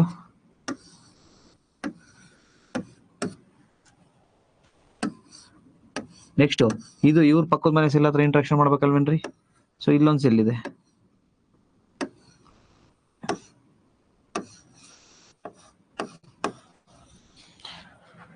ನೆಕ್ಸ್ಟ್ ಇದು ಇಂಟ್ರಾಕ್ಷನ್ ಮಾಡಬೇಕು.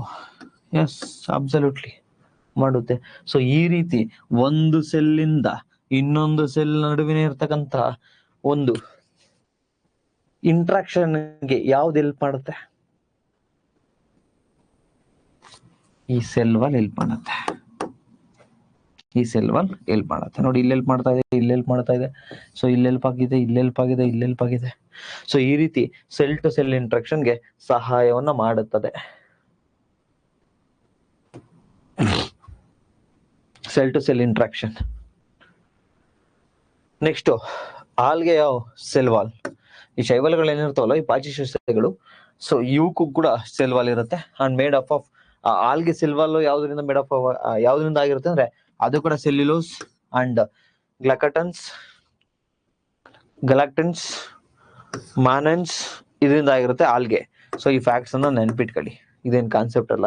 Next plants, it consist of plants ಇರತಕ್ಕಂಥ ಸೆಲ್ವಾಲು ಸೆಲ್ಯುಲೋಸ್, ಎಮಿಸೆಲ್ಯುಲೋಸ್, ಪೆಕ್ಟಿನ್ಸ್ ಅಂಡ್ ಪ್ರೋಟೀನ್ಸ್ ಇಂದ ಆಗಿರುತ್ತೆ. ಸೊ ನೋಟ್ಸ್ ಅಲ್ಲಿ ನೋಡ್ಕೊಳ್ಳಿ, ಕನ್ನಡದಲ್ಲಿ ಇದೆ. ಶೈವಲಗಳು ಸೆಲ್ಯುಲೋಸ್ ಇಂದ, ಗೆಲಾಕ್ಟಾನ್ಗಳಿಂದ, ಮನ್ನನ್ಗಳಿಂದ ಆಗಿರುತ್ತದೆ. ಯಾವುದು? ಶೈವಲಗಳಲ್ಲಿರ್ತಕ್ಕಂಥ ಸೆಲ್ವಾಲು. ಅದೇ ಸಸ್ಯಗಳಲ್ಲಿರತಕ್ಕಂಥ ಸೆಲ್ವಾಲು ಸೆಲ್ಯುಲೋಸ್, ಎಮಿಸೆಲ್ಯುಲೋಸ್, ಫೆಕ್ಟಿನ್, ಪ್ರೋಟೀನ್ ಇದರಿಂದ ಆಗಿರುತ್ತೆ. ಸೊ ಇದನ್ನು ಸ್ವಲ್ಪ ನೋಡ್ಕೊಳ್ಳಿ ನೋಟ್ಸ್ ಅಲ್ಲಿ. ಸೊ ಇಲ್ಲಿಗೆ ಸೆಲ್ ವಾಲ್ ಕಾನ್ಸೆಪ್ಟ್ ಮುಗೀತು.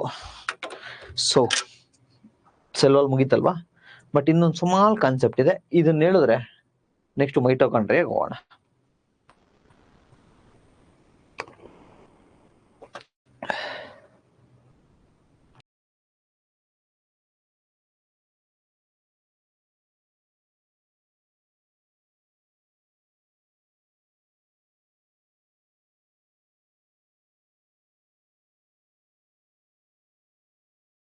ಓಕೆ ನೋಡ್ರಿ, ಪ್ಲಾಸ್ಮೋಸಿಸ್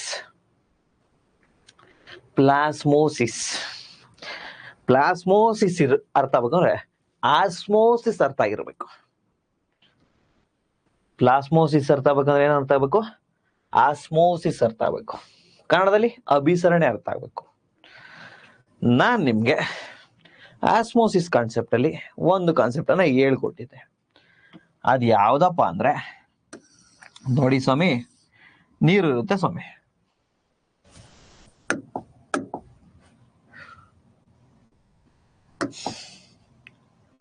ಮೈ ಡಿಯರ್ಸ್, ನೋಡಮ್ಮ, ನೀರಿರುತ್ತೆ. ಎಲ್ಲಿರುತ್ತಮ್ಮ ನೀರು? ಒಂದು ಪ್ರಾಣಾಳದಲ್ಲಿ ನೀರಿದೆ ಅನ್ಕೊಳ್ಳಿ. ಇದ್ರ ಮಧ್ಯೆ ಏನ್ ಇಟ್ಟಿದೀವಿ ನಾವು? ಒಂದು ಸೆಲ್ ಅನ್ನ ಇಟ್ಟಿದೀವಿ ಅನ್ಕೊಳ್ಳಿ. ಇದ್ರ ಮಧ್ಯೆ ಒಂದು ಸೆಲ್ ಅನ್ನ ಇಟ್ಟಿದೀವಿ. ಸೆಲ್ ಇದು. ನಾನು ನಿಮ್ಗೆ ಈ ಕಾನ್ಸೆಪ್ಟ್ ಅನ್ನ ಹೇಳ್ಕೊಟ್ಟಿದ್ದೆ. ಸೆಲ್ ಒಳಗಡೆ 1 2 3 4 5 6 7 8 ಹನಿ ಅಥವಾ 8 ಮಾಲಿಕ್ಯೂಲ್ಸ್. ನಿಮಗೆ ಈಸಿ ಆಗ್ಲಿ ಅಂತ ಹನಿ ಸರ್ ಸೆಲ್ ಒಳಗಡೆ ಇಡ್ಸಲ್ಲ ಸರ್, ಅದೆಲ್ಲ ಬೇಡ, ಅದು ತರ್ಕ ಬೇಡ. ನಮ್ದೊಂಥರ ಈಗ ಆಂಧ್ರ ಸಿನಿಮಾ ಇದ್ದಂಗೆ, ತೆಲುಗು ಸಿನಿಮಾಗಳು ತರ್ಕನೇ ಇರಲ್ಲ. ಪೊಲೀಸರು ಗಡ್ಡೆ ಬಿಡ್ತಾರಲ್ಲಿ ಸಿನಿಮಾದಲ್ಲಿ, ಎಸ್ ಪಿನ ಡೈರೆಕ್ಟರ್ ಶೂಟ್ ಮಾಡೋದಲ್ಲಿ ಎಸ್ ಪಿನ ಹಿಂಗ್ ಹೊಡಿದ್ರೆ ಹೋಗಿ ಏನೇನೋ ಹೋಗ್ತವೆ. ಆ ತರ ನಮ್ದೀಗ. ಓಕೆ, 8 ಪಾರ್ಟಿಕಲ್ಸ್ ಇದೆ ಈ ಸೆಲ್ ಒಳಗಡೆ. ಏನು? Water molecules. ಅದೇ ಇಲ್ಲಿರ್ತಾವಲ್ಲ ಈ ನೀರಲ್ಲಿ 1 2 3 4 ಮಾಲಿಕ್ಯೂಲ್ಸ್. ಅಲ್ಲಿಗೆ ಐ ಕಾನ್ಸಂಟ್ರೇಷನ್ ಎಲ್ಲಿರುತ್ತ್ರಿ?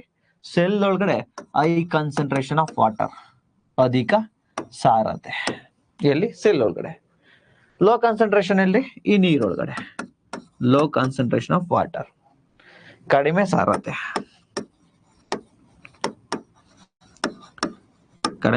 ಇದೆ. ಸೊ ಈಗ ನಾನು ಆಸ್ಮೋಸಿಸ್ ಅಲ್ಲಿ ಹೇಳ್ಕೊಟ್ಟಿದ್ದೆ, ಐ ಕಾನ್ಸಂಟ್ರೇಷನ್ ಇಂದ ಲೋ ಕಾನ್ಸಂಟ್ರೇಷನ್ ನೀರು ಬರುತ್ತಲ್ವೇನ್ರಿ? ಸೊ ಇದು ನಾನು ಡೀಟೇಲ್ ಆಗಿ ಲಾಸ್ಟ್ ಲೆಸನ್ ಮಾಡಿದೀನಿ, 1 hour ಮಾಡಿದೀನಿ, ಮತ್ತೆ ಅದ್ರ ಬಗ್ಗೆ ಹೋಗಲ್ಲ. ಸೊ ಇಲ್ಲಿ ಈ ಸೆಲ್ ಅಲ್ಲಿ ಇರ್ತಕ್ಕಂಥ ನೀರೆಲ್ಲ ಏನಾಗುತ್ತೆ? ಆಚೆ ಬರುತ್ತೆ, ಈ ನೀರೊಳಗಡೆ ಸೇರ್ಕೊಳ್ಳುತ್ತೆ, ಬಿಕಾಸ್ ಐ ಕಾನ್ಸಂಟ್ರೇಷನ್ ಅಲ್ಲಿ. ಸೊ ಅವಾಗ ಈ ಸೆಲ್ ಇರೋ ನೀರೆಲ್ಲ ಹೋದ್ಮೇಲೆ ಏನಾಗುತ್ತೆ? ಸೆಲ್ಲು ವೀಕ್ ಆಗುತ್ತೆ, ಸ್ಟ್ರಿಂಕ್ ಆಗುತ್ತೆ. ಹಿಂಗಿರೋ ಸೆಲ್ ಹೆಂಗಾಗುತ್ತೆ? ಆ ನಂತರ ಈ ತರ ಇರ್ತಕ್ಕಂತಹ ಸೆಲ್ಲು ಇಲ್ಲಿ ಸ್ಟ್ರಿಂಕ್ ಆಗಿರುತ್ತೆ, ಹಿಂಗಾಗ್ಬಿಟ್ಟಿದೆ, ಎಲ್ಲ ಫುಲ್ ಹಿಂಡ್ಬಿಟ್ಟಿದೆ, ನೀರೆಲ್ಲ ಹೋಗ್ಬಿಟ್ಟಿದೆ. ಸೊ ಏನು? ಈ ಆಸ್ಮೋಸಿಸ್ ನ ಒಂದು ಪ್ರಕ್ರಿಯೆಯಿಂದ ಈ ರೀತಿ ಸೆಲ್ಲು, ಜೀವಕೋಶ ನೀರನ್ನ ಕಳೆದುಕೊಂಡು ಈ ರೀತಿ ಸ್ಟ್ರಿಂಕ್ ಆಗತ್ತಲ್ವೇನ್ರಿ? ಈ ಒಂದು ಪ್ರಕ್ರಿಯೆಯನ್ನ, ಈ ಪ್ರೋಸೆಸ್ ಅನ್ನ ನಾವು ಏನಂತ ಕರಿತೀವಿ ಅಂದ್ರೆ ಪ್ಲಾಸ್ಮೋಸಿಸ್. ಆಸ್ಮೋಸಿಸ್ ಇಂದ ಹಿಂಗೇನಾಯ್ತಲ್ವಾ, ಈ ಪ್ರೋಸೆಸ್ ನ ನಾವು ಪ್ಲಾಸ್ಮೋಸಿಸ್ ಅಂತ ಹೇಳಿ ಕರಿತೀವಿ. ಸೊ ಸಿಂಪಲ್ ನೋಡಿ, ಸೆಲ್, ನಾರ್ಮಲ್ ಸೆಲ್ ಹಿಂಗಿತ್ತು ನೋಡ್ರಿ, ಇದು ಸೆಲ್ ವಾಲು, ಕೋಶ ಭಿತ್ತಿ, ಸೆಲ್ ಹಿಂಗಿತ್ತಲ್ವೇನ್ರಿ? ಆಮೇಲೆ ಏನಾಯ್ತ್ಲಿ? ನೀರು ಹೋಯ್ತು ಒಳಗಡೆ. ಸೊ ನೀರ್ ಇದ್ರಲ್ಲಿ ತುಂಬಾ ಇದೆ, ಇದನ್ನ ಇನ್ನೊಂದು ನೀರಲ್ಲಿ ಇರ್ತಕ್ಕಂಥ ಗ್ಲಾಸ್ ಅಲ್ಲಿ ಹಾಕಿದ್ವಿ ಅನ್ಕೊಳ್ಳಿ. ಆಗ ಈ ಒಂದು ಸೆಲ್ ಅಲ್ಲಿ ಇರ್ತಕ್ಕಂಥ ನೀರನ್ನ ಕಳ್ಕೊಳ್ಳಿಕ್ಕೆ ಶುರು ಆಗುತ್ತೆ. ಸೊ ತನ್ನ ನೀರನ್ನ ಕಳ್ಕೊಂಡು ಆ ಸೆಲ್ ಏನಾಗುತ್ತೆ, ಸೆಲ್ಲು ಫುಲ್ಲು ಚಿಕ್ಕದಾಗುತ್ತೆ, ಫುಲ್ಲು ಸ್ಟ್ರಿಂಕ್ ಆಗುತ್ತೆ. ಸೊ ಈ ಒಂದು ಪ್ರಕ್ರಿಯೆಯನ್ನು ನಾವು ಪ್ಲಾಸ್ಮೋಸಿಸ್ ಅಂತ ಹೇಳಿ ಕರಿತೀವಿ. ಸೊ ಒಂದ್ಸರಿ ಡೆಫಿನೇಷನ್ ನೋಡಿ. One living plant cell lose water through the osmosis. There is shrinkage and concentration of the connects of the cell wall away from the cell wall. Content of the cell away from, ಅಂದ್ರೆ ಈ cell ನ content ಏನಿರುತ್ತಲ್ವಾ ಅದು away from the cell wall. ನೋಡಿ cell wall ಇಲ್ಲಿದೆ. Cell wall ಇಂದ ನೋಡಿ ಮುಂಚೆ ಎಲ್ಲಿತ್ತು, cell wall ಪಕ್ಕನೇ ಇತ್ತು. ನೋಡಿ ಇದು ಸೆಲ್ ವಾಲ್ ಪಕ್ಕನೇ ಇತ್ತು, ಫುಲ್ ತುಂಬ್ಕೊಂಡು ಚೆನ್ನಾಗಿತ್ತು, ದುಂಡಕ್ಕೆ ಹೋಗ್ತಾ ಏನಾಯ್ತು, ಸ್ಟ್ರಿಂಕ್ ಆಯ್ತು. ಸ್ಟ್ರಿಂಕ್ ಆಗಿ ನೋಡಿ ಸೆಲ್ ವಾಲ್ ಇಲ್ಲಿದೆ, ಸೆಲ್ ಎಲ್ಲಿಗೆ ಬಂತು, ಫುಲ್ ಸ್ಟ್ರಿಂಕ್ ಆಗಿ ಒಳಗಡೆ ಬಂತು. ಈ ಒಂದು ದಿಸ್ ಫೆನೋಮಿನನ್ ಈಸ್ ನೋನ್ ಆಸ್ ಪ್ಲಾಸ್ಮೋಸಿಸ್. ಕನ್ನಡದಲ್ಲಿ ಒಂದು ಸಸ್ಯದ ಜೀವಂತ ಜೀವಕೋಶವು ಅಭಿಸರಣೆ ಪ್ರಕ್ರಿಯೆಯಿಂದಾಗಿ ತನ್ನಲ್ಲಿರ್ತಕ್ಕಂಥ ನೀರನ್ನ ಕಳೆದುಕೊಂಡಾಗ ಅದರ ಘಟಕಗಳು ಸಂಕುಚಿಸಿ ಕೋಶ ಭಿತ್ತಿಯಿಂದ ದೂರ ಸರಿಯುತ್ತವೆ. ಫಾರ್ ಎಕ್ಸಾಂಪಲ್, ನಾನು ಎಂ ಸೈಜ್ ಶರ್ಟ್ ಹಾಕಿದೀನಿ ಅನ್ಕೊಳ್ಳಿ. ಈ ಎಂ ಸೈಜ್ ಶರ್ಟ್ ಏನಿದೆಯಲ್ವಾ, ಇದೇ ಸೆಲ್ ವಾಲ್ ಅನ್ಕೊಳ್ಳಿ. ನಾನೀಗ ಫುಲ್ ಫಿಟ್ ಆಗಿದ್ದೀನಿ, ಆರಾಮಾಗೆ ಇದು ತುಂಬಾ ಇದ್ದೀನಿ. ಊಟ ಬಿಟ್ಟು ನನ್ನೆಲ್ಲ ನೀರೆಲ್ಲ ಹೋಗಿ ನಾನು ಫುಲ್ ಸ್ಟ್ರಿಂಕ್ ಆಗ್ತೀನಿ ಅನ್ಕೊಳ್ಳಿ. ಆಗ ಈ ಸೆಲ್ ವಾಲು ಎಮ್ಮೆ ಇರುತ್ತೆ ಸೈಜು, ಇದ್ರೊಳಗಡೆ ಇರೋ ನನ್ನ ಬಾಡಿ ಏನಾಗುತ್ತೆ, ಈ ಸೆಲ್ ವಾಲಿಂದ ದೂರ ಹೋಗಿ ಸಣ್ಣದಾಗುತ್ತೆ. ಈ ಫೆನೋಮಿನನ್ ಏನಿದೆಯಲ್ಲ ಇದನ್ನೇ ಪ್ಲಾಸ್ಮೋಸಿಸ್ ಅಂತ ಹೇಳಿ ಕರಿತೀವಿ. ಸೊ ಒಂದು ಸಸ್ಯದ ಜೀವಂತ ಜೀವಕೋಶವು ಅಭಿಸರಣ ಪ್ರಕ್ರಿಯೆಯಿಂದಾಗಿ ನೀರಿನ ಅಂಶವನ್ನು ಕಳೆದುಕೊಂಡಾಗ ಅದರ ಘಟಕಗಳು ಸಂಕುಚಿಸಿ ಕೋಶ ಭಿತ್ತಿಯಿಂದ ದೂರ ಸರಿಯುತ್ತದೆ ಸೆಲ್ಲು. ಸೊ ಈ ಒಂದು ವಿದ್ಯಮಾನವನ್ನು ಜೀವ ದ್ರವ್ಯ ಅಂಕುಚನ, ಇದು NCERT ಲಿಂಗೆ ಇರೋದು, ಜೀವ ದ್ರವ್ಯ ಅಂಕುಚನ, ದ್ರವ್ಯ ಅನ್ಸೋದು ಐ ಥಿಂಕ್, ಇದು ಜೀವ ದ್ರವ್ಯ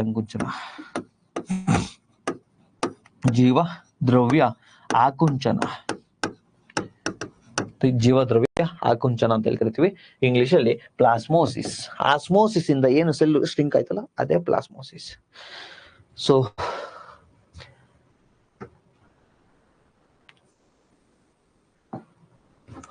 ನೆಕ್ಸ್ಟ್ ಮೈಟೋಕಾಂಡ್ರಿಯಾ ನಾಳೆ ನೋಡೋಣ. ಯಾಕೆಂದ್ರೆ ಯಾರೋ ಫ್ರೆಂಡ್ ನನಗೆ ಮೆಸೇಜ್ ಮಾಡಿದ್ರು, ಆರೋಗ್ಯ ಸರಿ ಇಲ್ವಂತೆ, ಹಾಸ್ಪಿಟಲ್ಗೆ ಕರ್ಕೊಂಡು ಹೋಗ್ಬೇಕು. ಸೊ ಇಲ್ಲಿಗೆ ಈ ಕ್ಲಾಸ್ ಇರಲಿ, ಅವಾಗ್ಲೇನೆ ಮಾಡಿದ್ರು, ನನಗೆ ಬೇಗ ಹೋಗ್ಬೇಕು. So thank you so much ಎಲ್ರಿಗೂ ಕೂಡ. ಐ ಥಿಂಕ್ ನಾನು ಇಷ್ಟೊತ್ತು ಏನು ಮಾತಾಡ್ಕೊಂಡಿದ್ದೀನಲ್ವಾ, ಇದು ನೆನ್ನೆ ಕ್ಲಾಸ್ ಕೇಳಿದ್ರೆ ಇವತ್ತು ಈಸಿ ಆಗಿರುತ್ತೆ, ಅರ್ಥ ಆಗಿದೆ ಅನ್ಕೋತೀನಿ. ಯಾರಿಗೆ ಸರ್ ನಾನು ಆರ್ಟ್ಸು ಅಥವಾ ನಾನು ಕಾಮರ್ಸು ನನಗೆ ಗೊತ್ತಿಲ್ಲ ಸರ್ ಅಂತೀರಾ, ನೀಟಾಗಿ ಫಸ್ಟ್ ಕ್ಲಾಸಿಂದ ಕೇಳ್ಕೊಂಬನ್ನಿ, ಅವಾಗ ಇದು ಅರ್ಥ ಆಗುತ್ತೆ. Thank you so much, bye, take care. And ಇನ್ನೊಂದು ಹೇಳ್ಬೇಕು ತಮಗೆ, ಟೆಸ್ಟ್ ಸೀರೀಸ್ ಯಾರಾದ್ರು ತೆಗೆದುಕೋತೀನಿ ಅಂದ್ರೆ ದಯವಿಟ್ಟು ತೆಗೆದುಕೋಬಹುದು. ಮತ್ತೆ ಯಾರಾದ್ರೂ ಕ್ಲಾಸ್ ತೆಗೆದುಕೋತೀನಿ ಸರ್ ಫುಲ್ ಕ್ಲಾಸಸ್ ಅನ್ನು ಕೂಡ ಅಂದ್ರೆ ತಾವು ತೆಗೆದುಕೋಬಹುದು.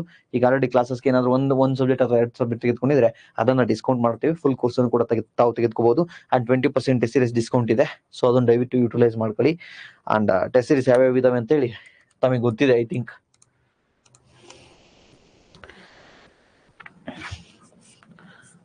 ಗೊತ್ತಿದ್ದಾವೆ ಅನ್ಕೋತೀನಿ.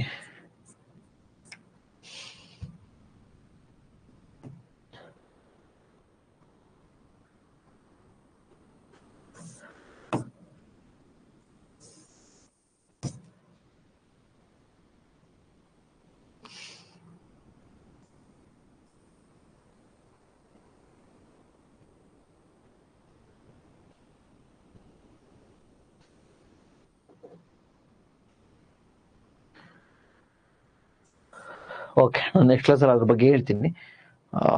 Thank you so much, bye, take care. ಸ್ವಲ್ಪ ಅರ್ಜೆಂಟ್ ಹೊರಡಬೇಕು.